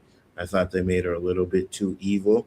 They should have had her being controlled by somebody, which would yeah, have brought in a better villain. You know what I mean? So yeah, yep. that's what I. Because then you can okay. Well, let me ask you this too. Do you think they made her too evil to the point where she cannot be redeemed? Because I can agree with people and see why. Because Yeah, she was a villain in this movie. There's people trying to say she's not a villain. She was a villain in this movie. Marvel came out and said that she didn't actually kill anybody. I'm like, that dude that got hit by a car that she put in He's the middle of the street, there's yeah, no fucking way he survived. and I doubt. Well, I'm not saying like even the dude in the helicopter. Mm-hmm. Oh no, y'all. Jean had that motherfucker jump out the helicopter because her distance only works 33 feet. So in Mm-hmm. order for her to jump to somebody new, she needs to be 33 feet. She jumped out of Mm-hmm. that helicopter and let that man fall to the ground and jump to somebody else because she got the MJ. Mm-hmm. Yeah, she was a villain. She was a villain. 100%. Me personally, because I know they're going to do Dark Phoenix, so at least we know the actor can do some evil shit. But I don't think they should have introduced her as a villain for the first time. Agreed. I think with the X-Men, you can have them be morally gray. Their morality can be very much gray because they're not always correct. They're not always right. Just because they're mutants and they are oppressed, that doesn't change the fact that a mutant could have a power to sneeze and he could blow up a whole building. And he just sneezed. That's it. Mm-hmm. So they are dangerous. But I don't think, which, you know, like, you can have some of them be morally gray, but introducing Jean as a villain, because then you have to do all this work to redeem her now, and then you're gonna make her a villain again when she becomes Dark Phoenix. Yeah. So it's like, yeah, like I said, I think they should have just done what I thought would have been good. She's a slave to somebody being used. Tombstone, and Tombstone probably has a being working with him that is controlling Jean, and he's just using her as an asset. So, like, if, for example, if you want to go break into something, well, Jean, I want you to do this, and she's doing it all not of her own will. Mm-hmm. Oh, and they still could have incorporated the sister. Oh no, let me fix that. Tombstone is holding her sister hostage and is forcing Jean to do work for him. Or someone is, someone's holding his sister hostage. Boom. I fixed the movie, you guys. I fixed the movie. I made a better movie. I made a better movie. I made the better movie. Tombstone is controlling Jean because he is holding the sister hostage and is threatening to kill her. Yeah, like that. Better. And if you want to, you can still have him attack the DOD. Let's say Tombstone had some stuff that the DOD has stuff locked up that he wants. It could be drugs, weapons, anything. He's a crime lord. You know, he should be doing multiple illegal businesses. All that. Mm-hmm. So yeah, Professor X will save her. I don't know. I don't know how to save that because she did too much. Like that MJ shit, that was not necessary for her to do at all. That had nothing to do with her getting her sister. She didn't even blackmail Peter to help her get her sister. She just did that just to spite Spider-Man. There was 100%. Yeah, that when she took control of MJ, that had nothing to do with helping her sister at all. Yeah, 100%. I'm not saying she couldn't do that. She's a villain. She was a villain in the film. Makes sense that she would do that. You know, spite the hero a bit. But as far as her getting her sister, doesn't line up. That's why I feel bad for her. I understand why she's crazy, but that doesn't change the fact that she was evil as hell. 100%. Her own mom didn't love her. That's why. Man, that's no excuse. Nah, you know, I guess it can kind of be an excuse. You know, she needed a loving mother to hold her and stuff, and she wouldn't be so evil. Nah, but you guys, I liked her as a villain. I just don't like that they introduced her as a villain because I think you kind of create a problem when you do that. I don't know. I just feel like it creates a potential problem because she has to be a hero on the X-Men. And then she also ruined Hulk's life. She ruined Bruce Banner's life again. Hulk hasn't attacked Earth since Age of Ultron. 100%. So yeah, she just ruined his life again. So now, and mind you, I like Brand New Day, but then I'm like, why you introduce Hulk just to make his character? You negatively impacted the future of his character for himself again. Mm-hmm. Because like you went through all this development through Endgame, creating Smart Hulk off screen and all this shit, and now you're regressing him, which is cool. We want to see Savage Hulk. We don't want to see no Professor Hulk bullshit. Oh, and Professor Hulk was trash in this movie too. That motherfucker couldn't even break through the DOD door. Professor Hulk sucks too. 100%. All right. So anything else you want to say before we jump into Lanterns? Because there's some parts of the episode I did want to hit and talk about. No, I'm good. Okay, cool. You guys are about to jump into Lanterns. Got you, man.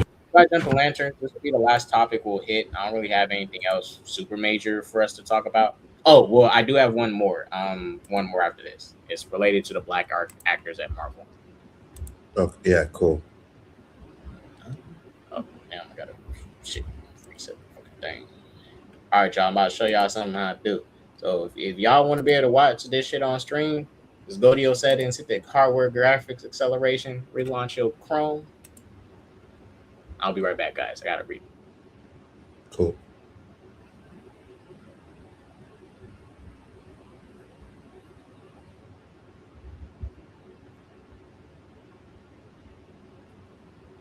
And I'm back. All right, you guys are about to watch some of Lanterns. We're not going to watch the whole episode, obviously. We're just going to get through some parts of it and talk about the episode.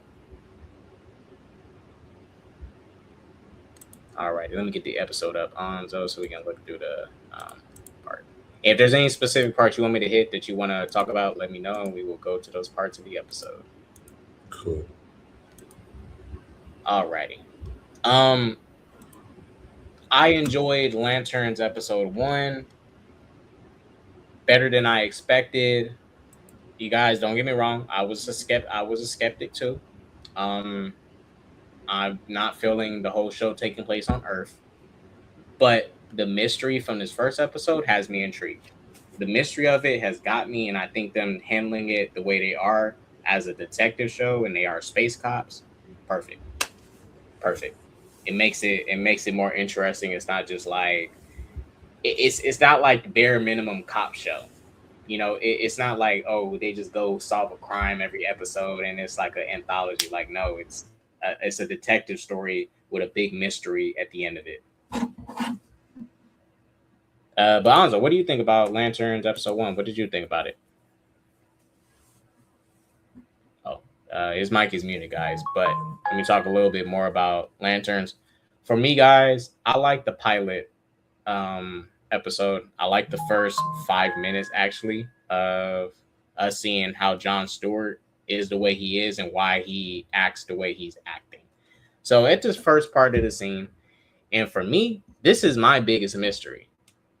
John's dad has beef with Hal Jordan for some reason, and we don't know why.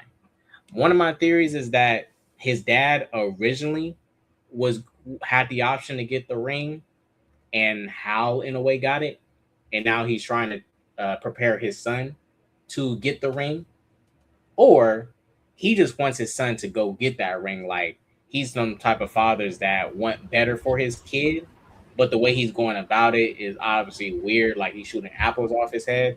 So I either think he wants John to just take that ring, like go get it, like go achieve it, or his dad originally was supposed to get a ring. Shooting the apple off his head was dumb. Man, also it worked. That boy ain't got no fear. Look at him. Yeah, I didn't like that. He over here stuff. Well, shit, that's some military fathers. I don't got no military father. Cause they probably do shit like this. They probably do shit like this with their kids. Them people come back fucking PTSD and shit, scarred and shit. Not saying that's their fault, guys. Not saying that's their fault. People when they go to war, that stuff fucks you up. It fucks you up. It would fuck me up too. That's why I'm not in the military. Lawrence says it's better than Wonder Man, and Secret Invasion. Wait, Lantern? I'll agree with that. Oh yeah. I saw people saying that. Lanterns is doing Secret Invasion better than Secret Invasion. I agree because the show is about a potential invasion. But so far, what did you think about Lanterns, Anzo? Just in the first 5 minutes, they already released it. But what did you think about the first 5 minutes? I thought it was good. I didn't hate it, but I didn't love it either. I was hoping it would have been a little bit better, but I thought they did a good job of opening it. And at first, I was like, "Oh man, nothing's really happening." And then when I went back and I thought about it and watched a couple of videos, I was like, "Oh, this isn't too bad if what they're doing in this video makes sense." Yeah, you know what I mean. So. Like for me, I'm not sure if you heard it or if you missed it. My theories for John's dad doing this is I think he either was supposed to originally get a ring, and he's jealous and he's trying to have his son get what he missed. So wanting something greater for his son. Or I don't know if you were watching or heard about it, but yeah, supposedly that's the case. So what happens is he was supposed to get the ring, and you know how they ask you, are you scared? Are you afraid? Yeah, and he says yes. Wait, is it the theory with the wife? What's that? Is it the theory with the wife too, where I think I saw that video too, where his wife is included because he has a wedding ring on. And I saw a theory similar to yours saying that when he was, I thought it was either because of the wife or the kids. Yeah. Because I think because he's wearing his wedding ring, but his wife could very much be dead. And when he was asked, "Are you afraid?" he probably said, "Yes, I'm afraid." And then boom, he lost his chance. Yeah. So that's what I think is what's happening, but it's clear he has beef with Hal Jordan for some reason. He wants John to get that ring because he has some issue with Hal Jordan. There's a reason the other siblings told him to turn off the TV. Mm-hmm. I agree. So, as we get deeper into the episode, it's not deep. We're still in the first half. John he's been training with Hal for 2 months so far. John is clearly not getting along with him, and Hal is training him in his way, but he's mentoring him in his own way. But for me, a thing about this that I do like is that Hal made it clear, I'm not giving up this ring. The only way you're going to get this ring is if I'm dead. Mm-hmm. I like that he's being very much stubborn about that. Like, this is my shit. I'm Earth's Green Lantern. Mm-hmm. But I like that he's still training John. But, what do you think, Anzo? What do you think about them doing this, like, jaded Hal Jordan? He's clearly not the Hal Jordan he used to be. I don't have a problem with it. I really don't have a problem with it. I think it's kind of bringing tension to it, so I don't have a problem with it at all. Yeah, and that's the thing. I like it all for the sake of the tension because it's good TV. Like, it's just making it all good TV. Like this shit here when he left the ring on the card and told John to, like, get out of this situation. It's fucked up. But it's like, if Hal Jordan has to go stop a meteor, I mean, John has to be able to get himself out of this situation with a car. It's like, if you can't deal with this, how can you do what I can do and stop a meteor? You know? Yeah. You see, I think that would be one of the things that I didn't like about it, because you don't know if he's going to be able to make a construct like that. Yeah. It doesn't really work like that. You know what I mean? That's like Anzo.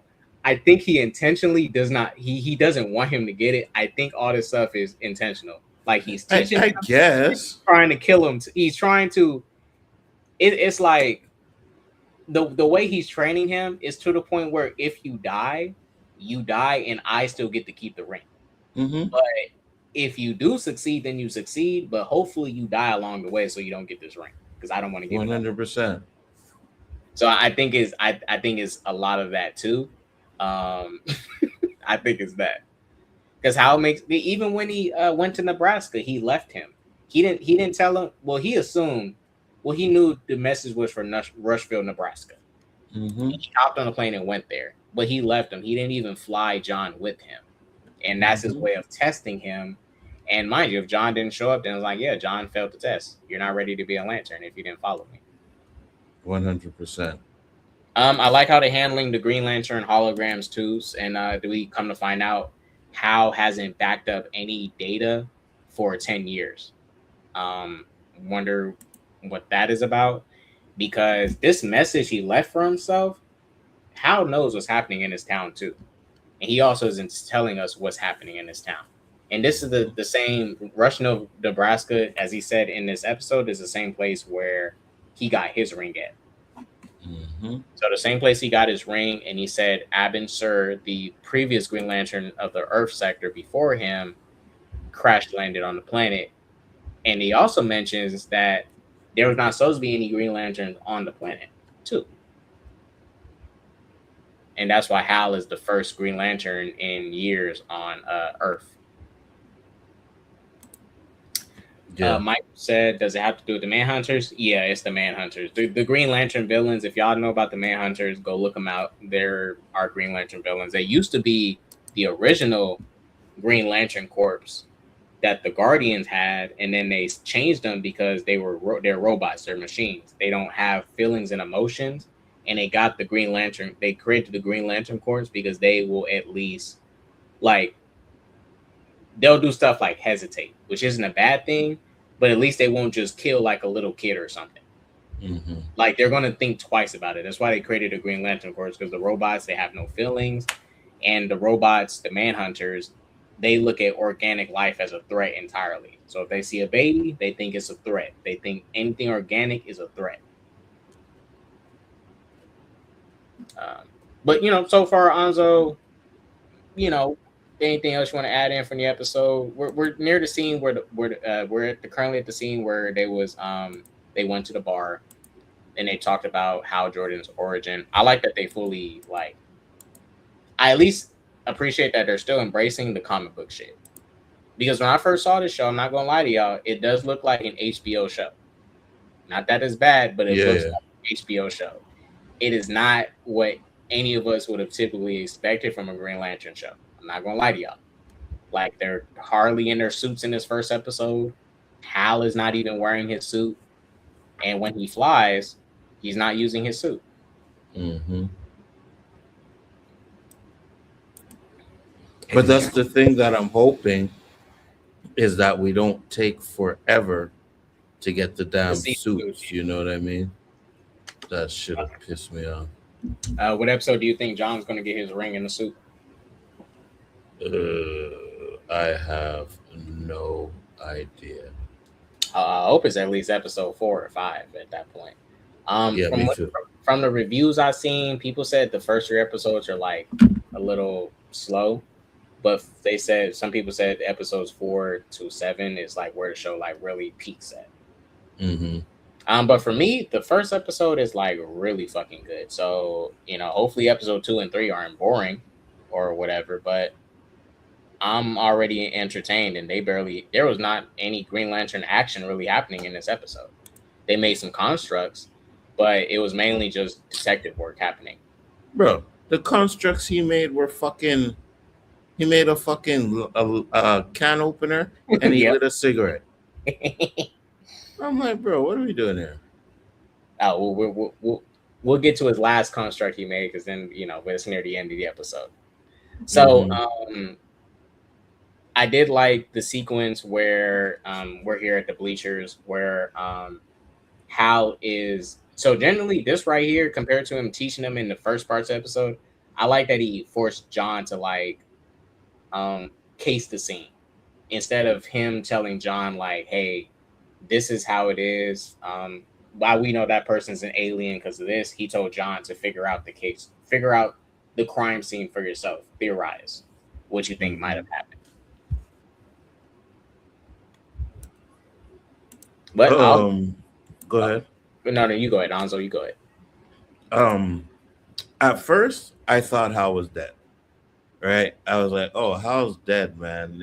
And Fado was like, "Nah, man, Hal's not dead." They were telling you through the whole thing, and I was like, "No, he's dead," because I think he's gonna come back as Parallax. Oh, I got my theory on that. I don't think he's dead either. I do not think he's dead. But that's the thing. Yeah. That's the thing. I thought he was dead, and then I watched a video, and they're like, you know, it's not Hal that's dead because he's wearing the same clothes Hal was wearing 16 years ago. And I was like, oh shit, yeah, that makes sense. And I mean, I know he's not going to be wearing the same clothes each episode too. Like I'm assuming he's at least going to be changing his outfit. But this outfit in the first episode is the outfit he has in the 2026 timeline. Yes. So for me, I don't think he's dead because, you know, we don't leave dead bodies out in the public. And I know John may not like Hal right now, but he's not that much of an asshole to leave his dead body out in the public for anyone to walk up on and see. Like, that's not normal. 100%. So his body has been intentionally left there. But I was seeing a theory going around too that you have to really watch it closely. But when he took off his ring in the car, he had a green marking on his wrist. I mean, on his ring finger. So what I think is that may not even be Hal. That might be somebody else. Because John is looking for his ring too. What it looks like, he's looking for his ring. Thanks for absolutely. But you know, guys, I like this whole sequence. I like that Hal is freaking with Shallow. I'm like, you guys, this is an alien. Like this threat is alien, and everyone keeps saying he's wrong. You know, and I like that they kind of disrespect the Green Lantern. They don't disrespect it, but when they was in the courtroom, the judge was like, "Well, the Green Lantern courts don't have any jurisdiction here." You know, it's not that they don't know about the Green Lanterns. They're just the politics between the Green Lanterns and Earth and stuff is clear that, you know, they just don't get any jurisdiction over Earth like that. Yeah, 100%. Another scene I did want to talk about, guys. Now look, Jon Stewart, you my man. I fuck with you, Jon Stewart. But why did he sleep with his grandma? I'm not saying she ugly. I know he was mad. He was, he's frustrated. He angry and shit. You know how I almost killed him. Yeah, John Stewart's getting it in. I ain't got no problem with it. But damn. But I'll be honest though, she knew what the fuck she was doing because she got him in trouble with the husband now. Mm-hmm. And the husband, okay. So this is my theory for the husband. I think he's an alien. I think him and this whole group, this whole militia he has, are aliens. I can see that. And I think they are the manhunters. And what I think is happening is there's another group of aliens on here, and the manhunters are trying to throw Hal off, like keep attention away so he can focus on other aliens that aren't the actual threat on the planet. So what I'm thinking is there's two rival alien factions here, the manhunters and some other aliens and shit. And the manhunters are just trying to throw off Hal because they know Hal's on the planet. He's a Green Lantern. Obviously, and the manhunters got beef with the Guardians that created them. Mm-hmm. Yeah. I can see that. And mind you, they just all look suspicious. This is Nebraska, you guys. Nebraska's red state. They love guns. That's clear. But it's like, what the hell are they preparing for? Clearly, they're over here training and shit, all that. Like it just looks too suspicious. It's obviously suspicious. Yep, I agree. And then the way the guy was talking to about colonizing, I was like, man, this racist ass motherfucker. I was like, when he was talking about the aliens, I'm like, man, you racist ass motherfucker. Ain't no aliens come and did shit to you yet. But I like how they were talking about he was over here trying to talk about, the aliens are going to come down and colonize us. And who keeps them in check? And it's like, bruh, your people colonized America. So it's like, it's very much obviously hypocrisy that he's talking about, Mm-hmm. Because if anything, same thing applies to us. There's a reason some black people have a fear of white people, or what their ancestors did, what some of them still currently do. So it's like the same thing applies vice versa. But I like that they're kind of going in this route and stuff. And to me, I don't even feel like it's an issue that they are tackling like race in this show in a way. Like I have no issue with it, but it's not like, it's very subtle, and it's not spoon fed too much. It's subtle. You notice it, but it's subtle and it fits well. Because I feel like they're about to start showing more racism towards John the further he gets, the further he spends more time in this town. Because everyone, I don't know. I just feel the racist vibes towards John, anyways, from everyone else except for Hal. Like, I don't know. It's just, I can already see the tension. Mm-hmm. And then since John slept with his wife, got some cheeks in. Oh, Anzo, let me ask you about this too. I know you all can see where I'm coming from on this.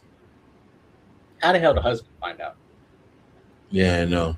Because I know from this interaction, let's say the husband is seeing this right now. How did he assume they, okay, he might assume something, but their interaction was not this long. So I think the wife said something. I think the wife told? You think the wife told? Yeah, I think she did it intentionally because, like, in the bar, she started talking to him out of nowhere and stuff. I'm not saying people do that in bars often. Strangers talk. But it's like she ends up being a dude's wife that bails Hal out of jail. She sleeps with John. It's like everything is too convenient, Mm-hmm, like this could all just be just a random comeuppance. Like shit like this happens, kind of, oh shit, I fucked this dude's wife and now I'm talking to the husband. Because when he said what you think about the tofu, I'm like, oh, he poisoned it. Oh, he's about to do some racist shit. He's already started doing his racist shit. He's poisoning his food. And like, no, he's about the wife. So I don't know. I think she told him to like create some more tension and shit. Like, what messy women can be sometimes. I think he sent Makes the white. sense. That too, Lawrence. I think all that was intentional because people know Hal is in the town. He's people know Hal Jordan Green Lantern. He's a public figure in this universe. So I think that was intentional. I think she was sent by the husband to like, I don't know, spy on Hal enough because he wanted to talk to Hal. This dude said his kids were caught up in that shooting at the field. So I'm assuming, yeah, this is all intentional. None of this is by mistake. And he's being very secretive about who his boss is. Who's his boss? So yeah, I like this. I like the whole mystery of this. This shit is great. I agree. Anything else you want to comment on so far about the episode, Anzo? Any specific part of the episode you want to go to highlight? No, I just hope it. I hope it continues, gets a little bit better, because I think it's going to be a good DC show. To be honest with you. Oh, Lawrence also makes a good point too. And mind you, guys, I'm not saying people just look at what she looked like. Because look, the husband to me already racist, and you can't tell me this is his wife. This brown woman. Like, I'm not saying the dude's racist. I don't know, but it is Nebraska. They're in a red state. It is hints of racism coming up in this show. And this woman is not white. So, I don't know. I think she's some type of spy and plant or just works with the dude, very well. They could very much be married and they just, like, in it for money or whatever. I don't fucking know. They clearly doing illegal stuff together. Yeah, I can see that. She the original wife. But yeah, she looked good though. I ain't gonna take that away from grandma. She looked good. She looked good though. I see why John cracked. I would have cracked too. Grandmas need love too. We show love to the grandmas. Old women want love and affection still. Now, Anzo, what did you think about the interrogation sequence with the alien? Oh, that shit was lit. I think the interrogation scene was one of the best parts of the episode. Yeah, I enjoyed it too, and I like how Howard tackled it. He made it like he handled it in a way where he didn't make it complicated for the audience to follow through, because the questions he asked made sense to ask. Like, even though everyone hasn't seen Harry Potter, everyone in America or the world should know about Harry Potter. Even if you didn't read the books, the name Harry Potter, you should know about it and have heard of it or even seen a Harry Potter movie. Like, it's a big property. Yeah, 100%. And when he asked him the Obama question, and in my opinion, I feel like this alien was already being a bad actor anyways. Not a bad actor in general, but a bad actor playing as a human. Because when he did that threat to John talking about, let's say I did have a bomb in me or whatever. It's like, bro, you just told on yourself again. He kept telling himself, but I liked how he concluded that this was an alien. I agree. But no, I like how. I don't like that he's up in age and stuff right now. I don't hope they just kill him and just introduce Parallax immediately. But John Stewart, it's obvious he is going to be the main Green Lantern. I mean, if anyone has issue with it, deal with it, because I mean, for me, I was born in '99. I grew up with him as my Green Lantern in the Justice League animated show. I like Hal Jordan too, but John Stewart is just as deserving of being the main Green Lantern for the Justice League, just like Hal is. Yes, Hal was created first, but John Stewart was also built up enough, just like Hal Jordan, to be that. Absolutely. And also, DC, they had a weird thing going around time because Hal was dead in the comics at that time, just like how I think Barry Allen was dead too, and they used Wally in the Justice League animated show instead of Barry. And they used John instead of Hal because Hal was dead in the comics at that time, and they were trying to like really just keep him dead like that intentionally for story purposes. Yeah. Michael said, I hope they don't have Hal become Parallax. I don't think they're going to do Parallax. They might maybe in future films, but now for this, I don't see where Parallax would make sense in this story. I think the story is just about the Manhunters coming to like colonize and take over stuff. I think it's just surrounded around that, and maybe in the future films or another season, they're going to probably build up Hal getting infected by Parallax and becoming Parallax. But So you don't think Parallax is coming in? No, because if it's true that Gunn said this show is supposed to be the one that sets up the next big bit, that's supposed to set up the big DCU villain, like the Thanos double threat. I'm thinking it's going to have something to do with Brainiac too, because Brainiac is supposed to be in Man of Tomorrow. So this is what I'm thinking. Brainiac goes to different worlds, takes these planets and collects them and all that.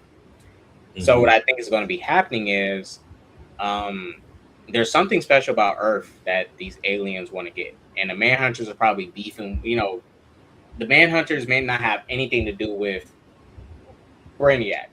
But Brainiac goes and collects planets, takes them up. The Manhunters are trying to conquer the planet. So I think ultimately all this stuff is going to converge in this like alien potential takeover of Earth from like multiple different aliens throughout the universe.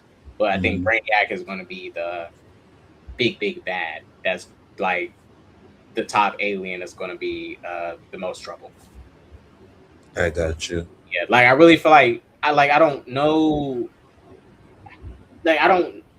It's just first episode. I don't know how this leads into what the universe's next villain is going to be. I can't really theorize it yet.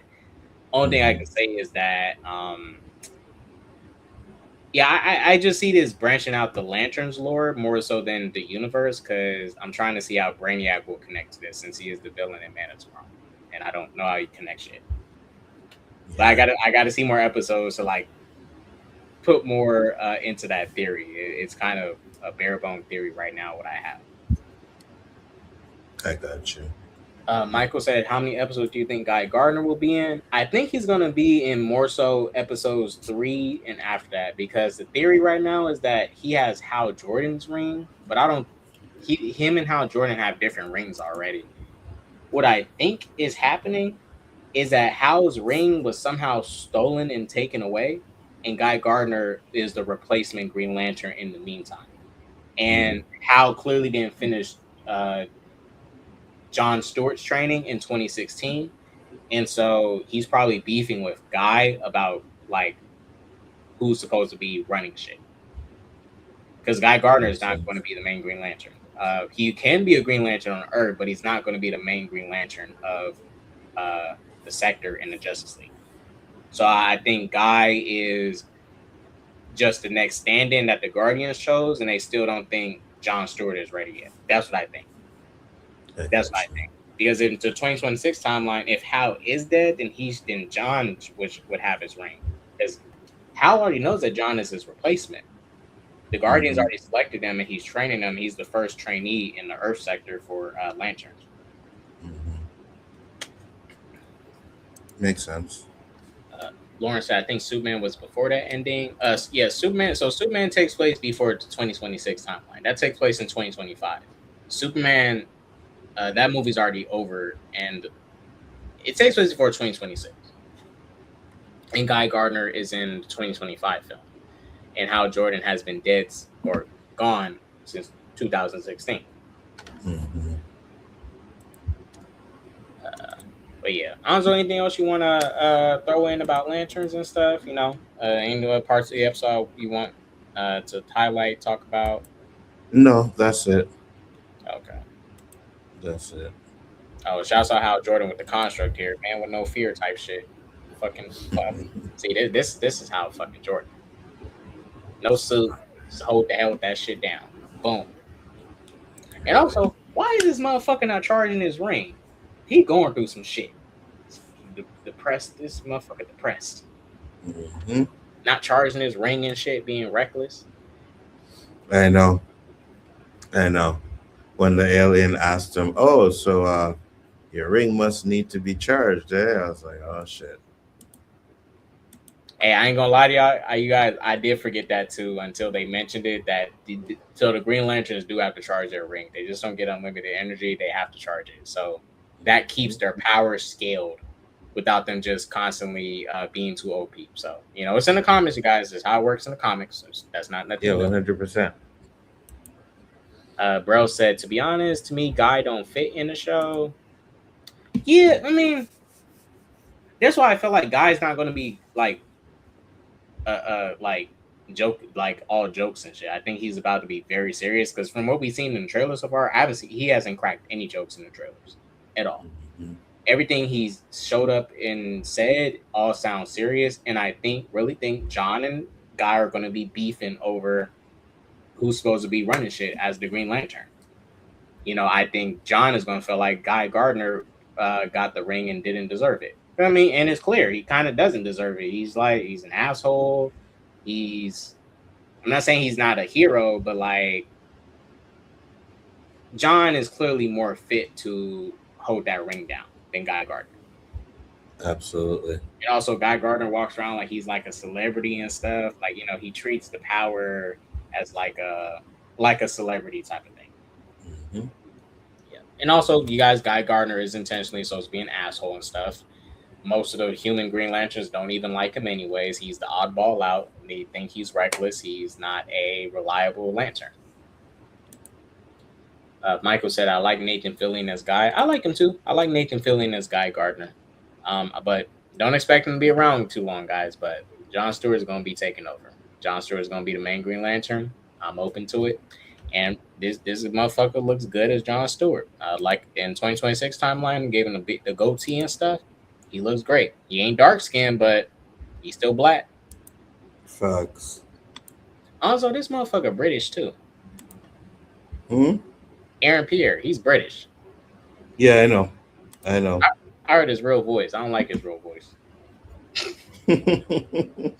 Like I'm hearing this voice and shit, and I hear that, I'm like, oh, he sounds all sweet and innocent and shit. That shit threw me off. I did not know he was British, guys. But he's a good actor. That's the thing, though. He's a good actor because the voice he has in this show compared to real life is night and day. Night and day. His whole demeanor is different with his American voice. 100%. But yeah, so far I'm down with the mystery of this show. I'm ready to see where they take it. Anzo, anything else you want to add in about Lanterns or anything? You still got time. Nope, nothing. Okay. Well, you guys, that's what I have for Lanterns. I really don't have nothing else deeply. I already did do like a solo review about it. But Anzo, there's nothing else you want to say? You go ahead. You did a solo review? How come I didn't see that? Oh, it's when I did my last stream with the GTA 6 and Lanterns review. I got you. Yeah, it's published on it's public, so you guys can go back and watch it if y'all want to. I got you. Alrighty. There's one more topic I wanted to hit. An's always here for it, and it makes sense for both of us to talk about it. But some recent stuff been coming out. Yahya Abdul-Mateen, Mahershala Ali have been kind of vocal about their falling outs and situations with Marvel. And I was thinking, if the black actors really cared as much about, how the characters are being done, I think they all should just collectively sue for racial discrimination and they can win it. Mm-hmm. They might get blackballed from Hollywood, but they can sue for that too. Like if you blackball me from Hollywood because I sued you for racial discrimination, how can you lose that? I mean, yeah, the American system is corrupt. Let's not get that wrong. But Marvel Studios, everything they're doing is out in the public. Like the canceling of Blade and how long it has took to even produce Blade is it's obvious, like it's something fishy with that. It's obvious. Because 100%. majority of the white actors and white Marvel characters are getting their projects. Yes, some of their shit is getting canceled too, but the black characters are also getting canceled in that process also. Yep. So I don't know. I feel like Mahershala Ali, well, if they care about it, but even the actor playing Monica Rambeau, she can sue for discrimination if she feels like it, because where has her character been since the Marvels? Nowhere. She hasn't been on screen. She hasn't been doing anything. She might show up in Doomsday. Maybe she's satisfied with the fact that I'm going to be in Doomsday. That's going to be a career boost for me. Just people seeing me in Doomsday. But we can't act like that they have not left these characters to rot. 100% they have. And also another thing too about War Machine specifically. And mind you, they didn't do this with anyone else. He's the only one from the heroes that has been made a scroll. Yeah, I know. No one else. Like, not, they didn't reveal like Natasha was a scroll, even though she's been dead. But like, he's the only person from the original from phase 1 to 3 that is a scroll. Mm-hmm.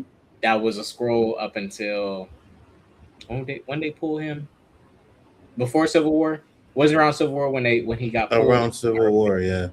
Around Civil War. So basically, from 2016 to now, Rhodey has been a scroll entirely. And I'm not saying it was planned.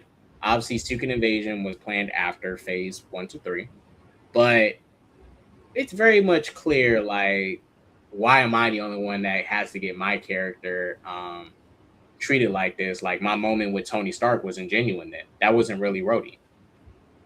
Mm-hmm. So it wasn't Rhodey, and they kind of ruined him. I'm like, why would you do that to Rhodey and make him a scroll for that whole time? So you take away everything that he kind of did with Tony Stark's, you know what I mean? You take all of that shit away, and it's like stupid. Yeah, all that development, but it meant nothing because it's like all that. Nothing. Yeah. You know what? If they wanted to, and if they did connect it back to Endgame, it would make sense. All Rhodey did was walk up and just, grab his face. He didn't like cry or nothing. But then I'm like, still, he's the only one y'all made a scroll.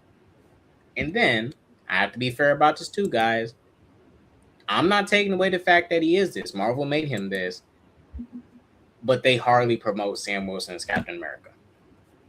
He has only had he had a TV show and only one film so far up until Doomsday. Chris Evans got 3 Captain America movies before Avengers, Infinity War, and Endgame. Mm-hmm. So he didn't even get a third project. I'm fine with having a TV show and then a movie, and then not at least not a third project. Like, he's Captain America, and the Captain America brand is one of the biggest brands that Marvel Studios, help increase. And it's like you pass it off to this next person, and you hardly promote them. You don't do much with them. Like, I don't even really see him in commercials like that anymore. Like that. Remember around COVID and stuff, and Falcon Winter Soldier came out, he was in like commercials in his suit and stuff. Yeah. Like, I hardly see that stuff as much now compared to those early days of Phase 4. I agree. Blade, Wonder Man, them killing off T'Challa, and them sideline Sam and Doomsday, like something is going on. And yes, you guys, I'm sorry. Now that Steve is back, they about to have Steve doing cooler shit than Sam in the movie. And he's going to do something with Mjolnir. Like, it's going to be cool, but it's clear, like, y'all don't have no faith in Sam Wilson. Y'all don't have faith in Anthony Mackie. And they never had faith in him from jump. So it's like, all y'all did was waste his time. So you gave him Captain America and you don't do nothing with him.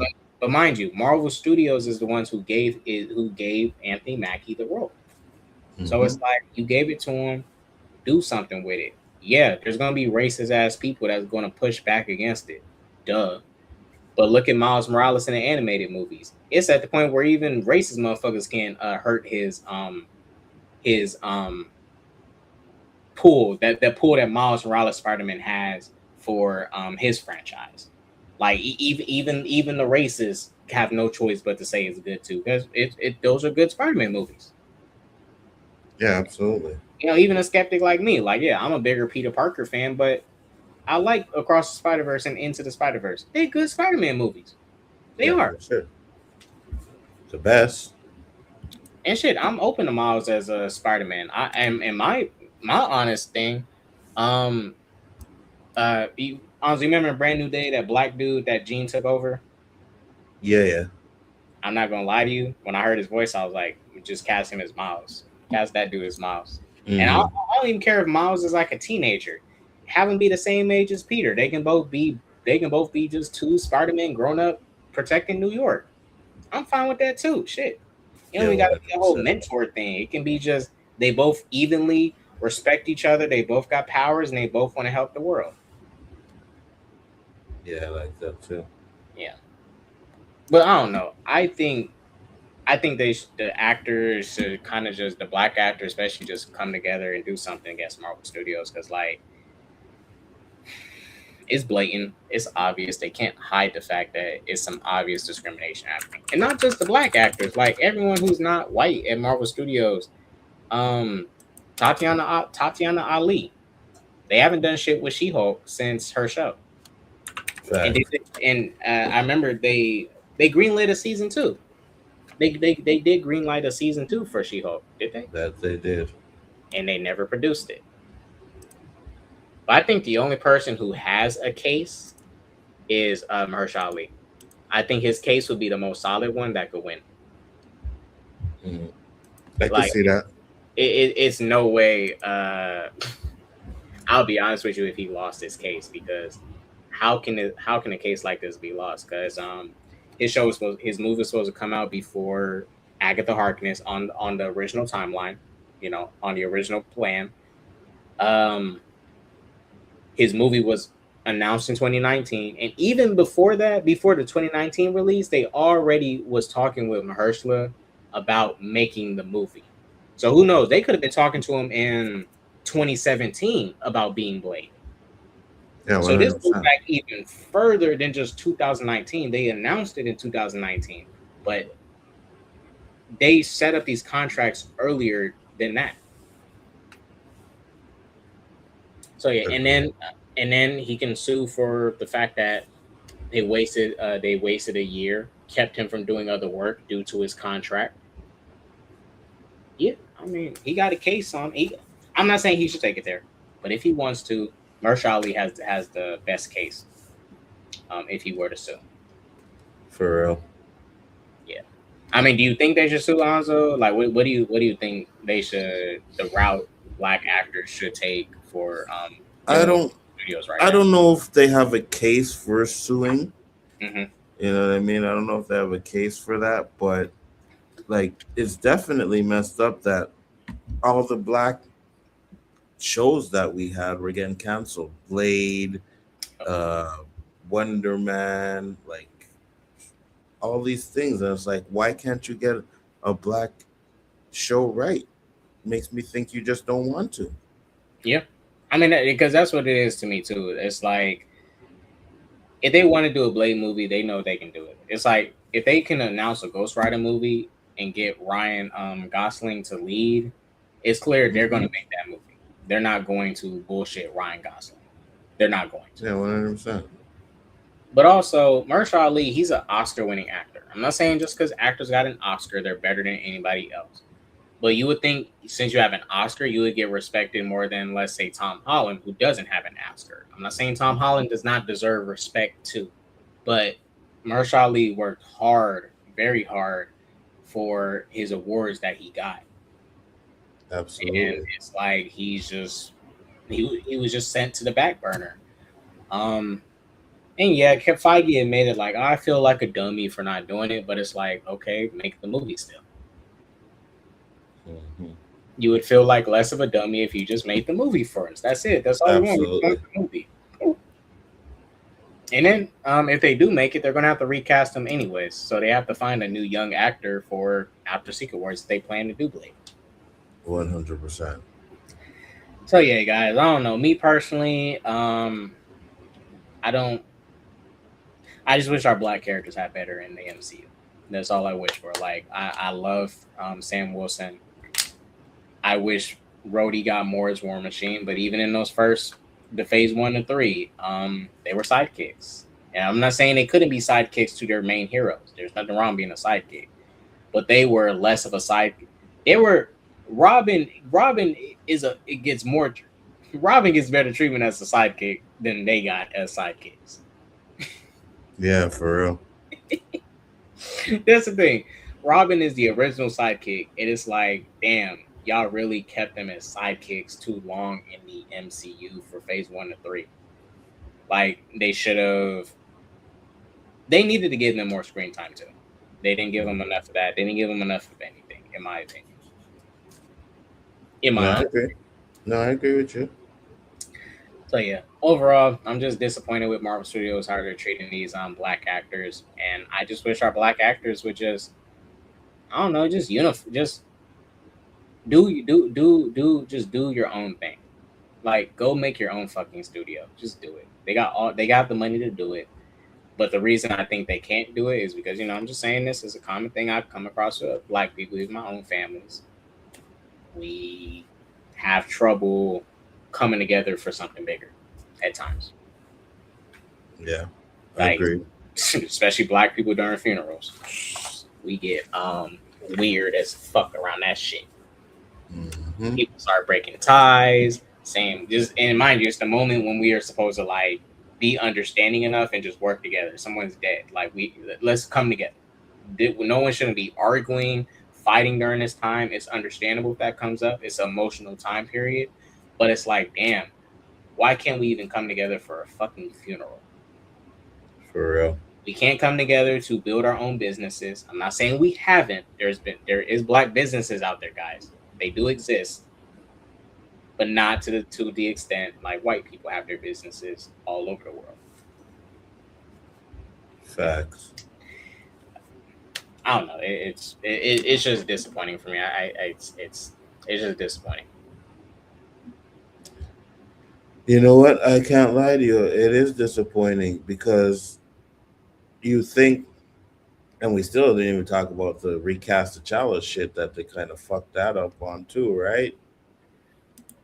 You know what I mean? Like, it's just like they can't get our shit right, and it sucks. Yeah, that's why I don't know, guys. Just know, I want to create something in this decade. Next decade, I want to create something. So it's gonna happen soon. Just know I'm gonna come with something. God, it's gonna be trash, guys. Man, I was actually gonna be peak, man. It's gonna be black lead. Well, trash. I'm at a point in my life, like I'm 27. I want to just go ahead and create what I want to create. It's like, fuck it. I got one life to live. I told myself I always wanted to make a movie. I want to make a movie. So I'm going to do it. I want to do it. Fuck it. Why not? Hey, more power to you, brother. It's like, why not? What do I have to lose? I only got one life to live. Why not? 100%. Daniel said maybe they'll bring back Wesley Snipes as Blade. And they already did. Wesley Snipes said it. There's only going to be one Blade. And he wasn't wrong. Oh, facts.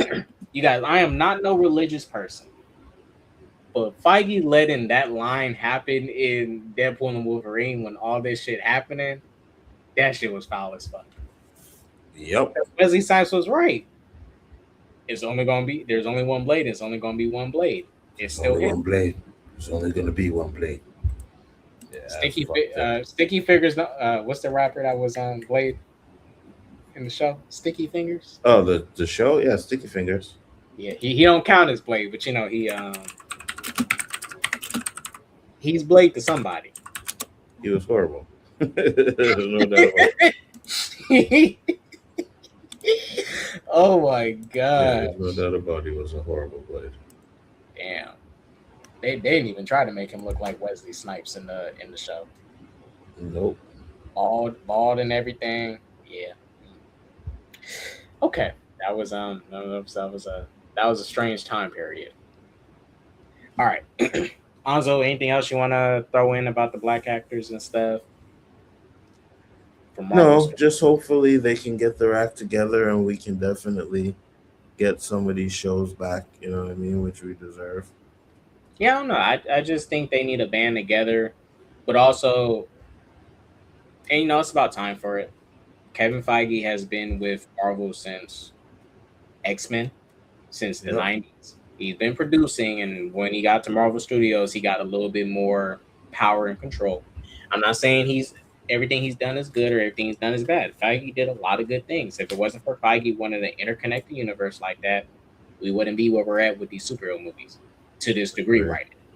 So I think it's just time to refresh, do new leadership. After Secret Wars, Disney just needs to elect, a new CEO. But they're not going to, because Doomsday is going to make a lot of money. Secret Wars is going to make a lot of money. Feige's producing those, and once they see those, there's no reason to let Feige go. There's no reason to. As for Brand New Day, just made $1 billion in its first opening weekend before the first 5 days, and it's now at $2 billion. So yeah, they're not going to let him go. I just want them to do a refresh of the leadership. I think that's the best thing. New leadership needs to come in. New CEO for Marvel Studios. For sure, I agree. But that's my opinion on it. Shouts out to the Black actors that are, doing their thing out there, trying to, get their feet wet, do work.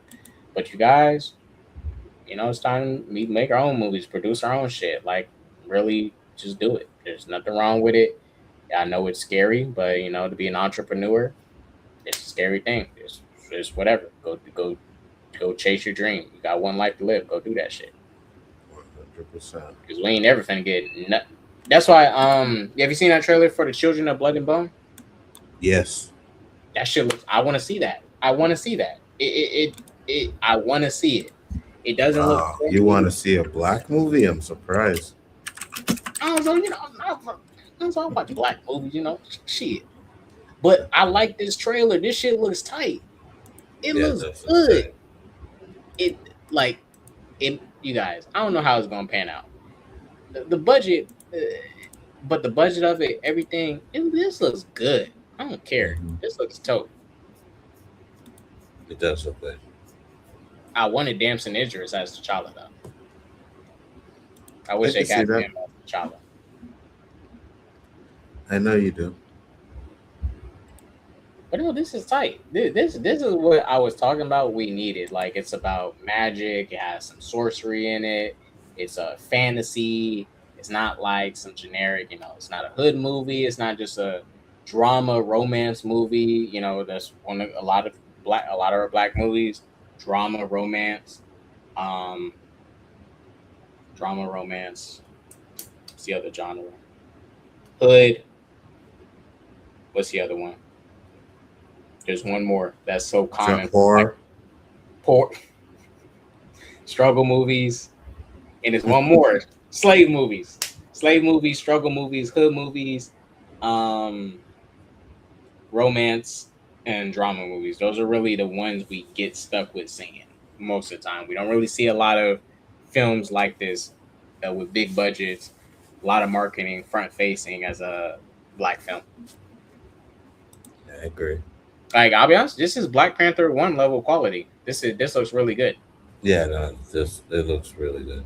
Oh yeah, Ratchet comedies. I forgot about those too. Ratchet comedies. So yeah, Ratchet comedies too. Yeah. Wasn't this a dude in that? Wasn't he in that recent movie? What's that shit? The Backrooms.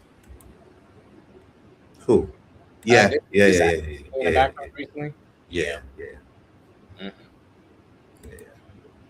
But yeah, this looks good. Children of Blood and Bone. This is a day one watch for me. I will be watching this. Day one for sure. This is day one, and you guys, just if you're not black, just go support it. Like, I'm black, and I support a bunch of Japanese, Asian content. Not black at all, but even I see the quality and stuff like that. And there's quality in a whole bunch of people, different culture stuff. White people make good stuff. Black people make some great stuff too. Everybody makes something great. I'm down to. I will frequent almost anybody's content. If it's good, it's cool. It's some stuff I strictly won't watch. I won't watch no damn French movies. You won't catch me ever watching a French movie or giving a French movie a chance. I'll never watch a Russian movie. I'm never gonna watch them Indian movies. I'm never gonna watch those. Wait, why not? Well, not the older ones, not like the newer, the big budget movies. So you're racist too? No, the older ones. This shit look cheap. Also, the newer ones look better now. I'll watch that shit. I'm not watching them older movies. It's low budget. Even got low budget Superman movies. Wow. I'm not watching that shit. Wow. Um, So yeah. So you have a problem with what was that movie there? Fuck. It was oh my gosh, The Life of Pi. No, I like Life of Pi, It's an Indian movie. but it's a good one. It's high budget, high quality, great story, and everything. Mm-hmm. Well, wait, but was Life of Pi? What was it? Was it created by an Indian studio? I believe so. Yeah, What about what like the about I like hold the on. I'll watch these like the newer Bollywood movies. All the older ones from like What about the Slumdog Millionaires? I like that movie too. Yeah, that movie is fire. Yeah, like I've seen some, but most of the Indian movies I've seen were the ones like produced by Hollywood Indian movies. I'm talking about Mm-hmm. like the ones produced in India movies. But Mm-hmm. the newer Bollywood movies, I would watch like just because the quality of them now. But years ago, that stuff was not competing with Hollywood at all. I'm not Yeah, saying they don't that's deserve true. a watch. Like it's like Tubi movies, guys.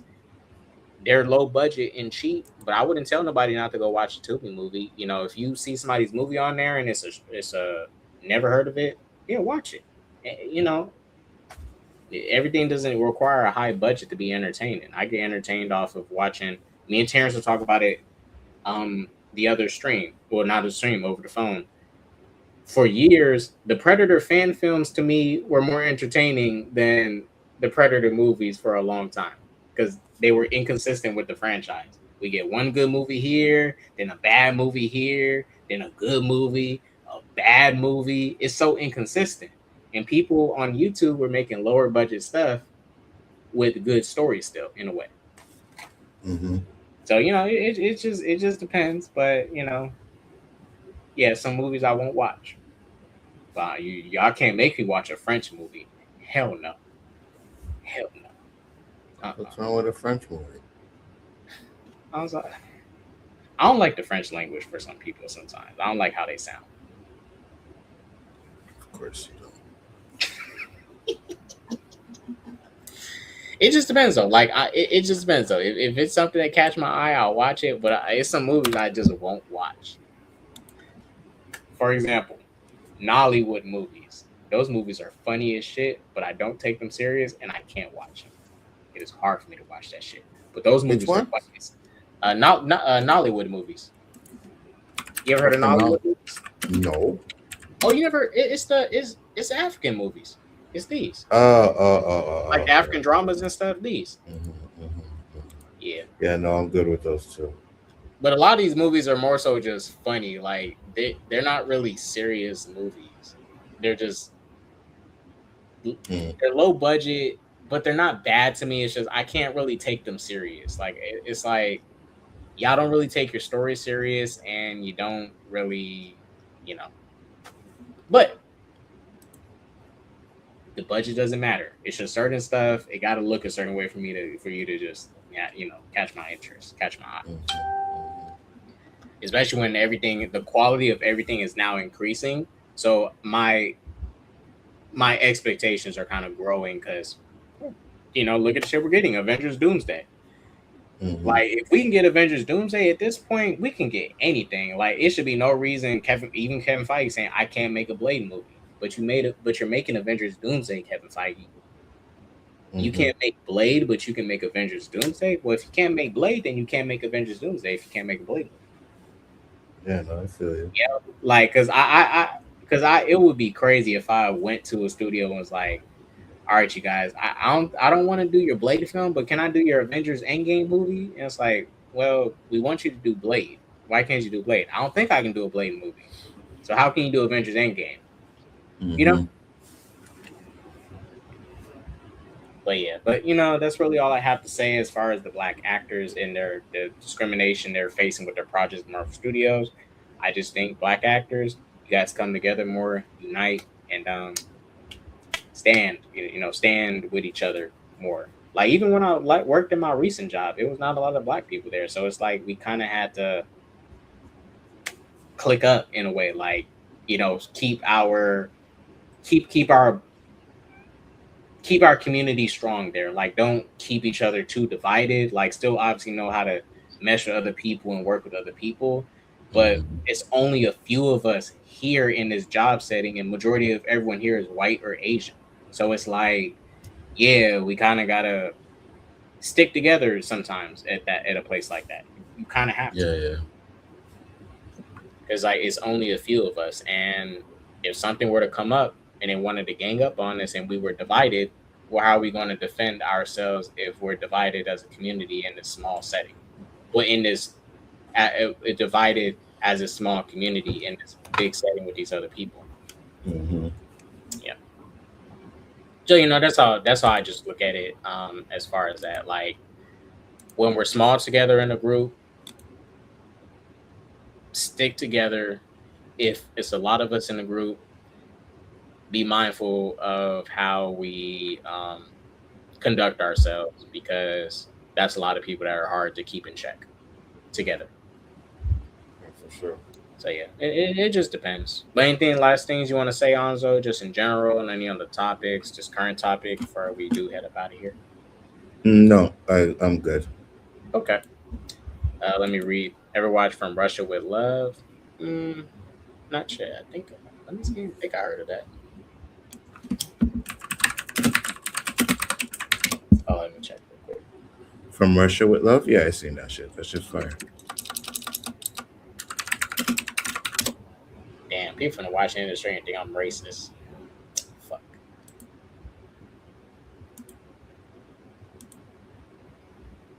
Oh, the James Bond film. That's not a Russian film though. No, it's not a Russian film. Oh, I think he's okay, because we was talking about the thing, and by the time he typed that, I'm thinking like it's a Russian film. I was like, no, it's a James Bond film. It's a British film. Do you think we'll get Spider-Man 98 soon? I hope we will.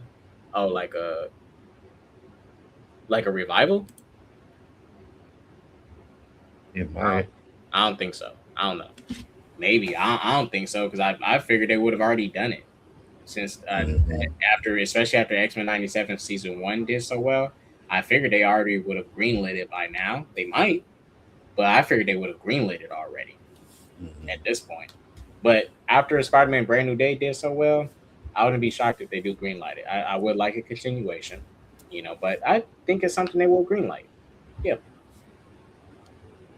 Yeah, for real.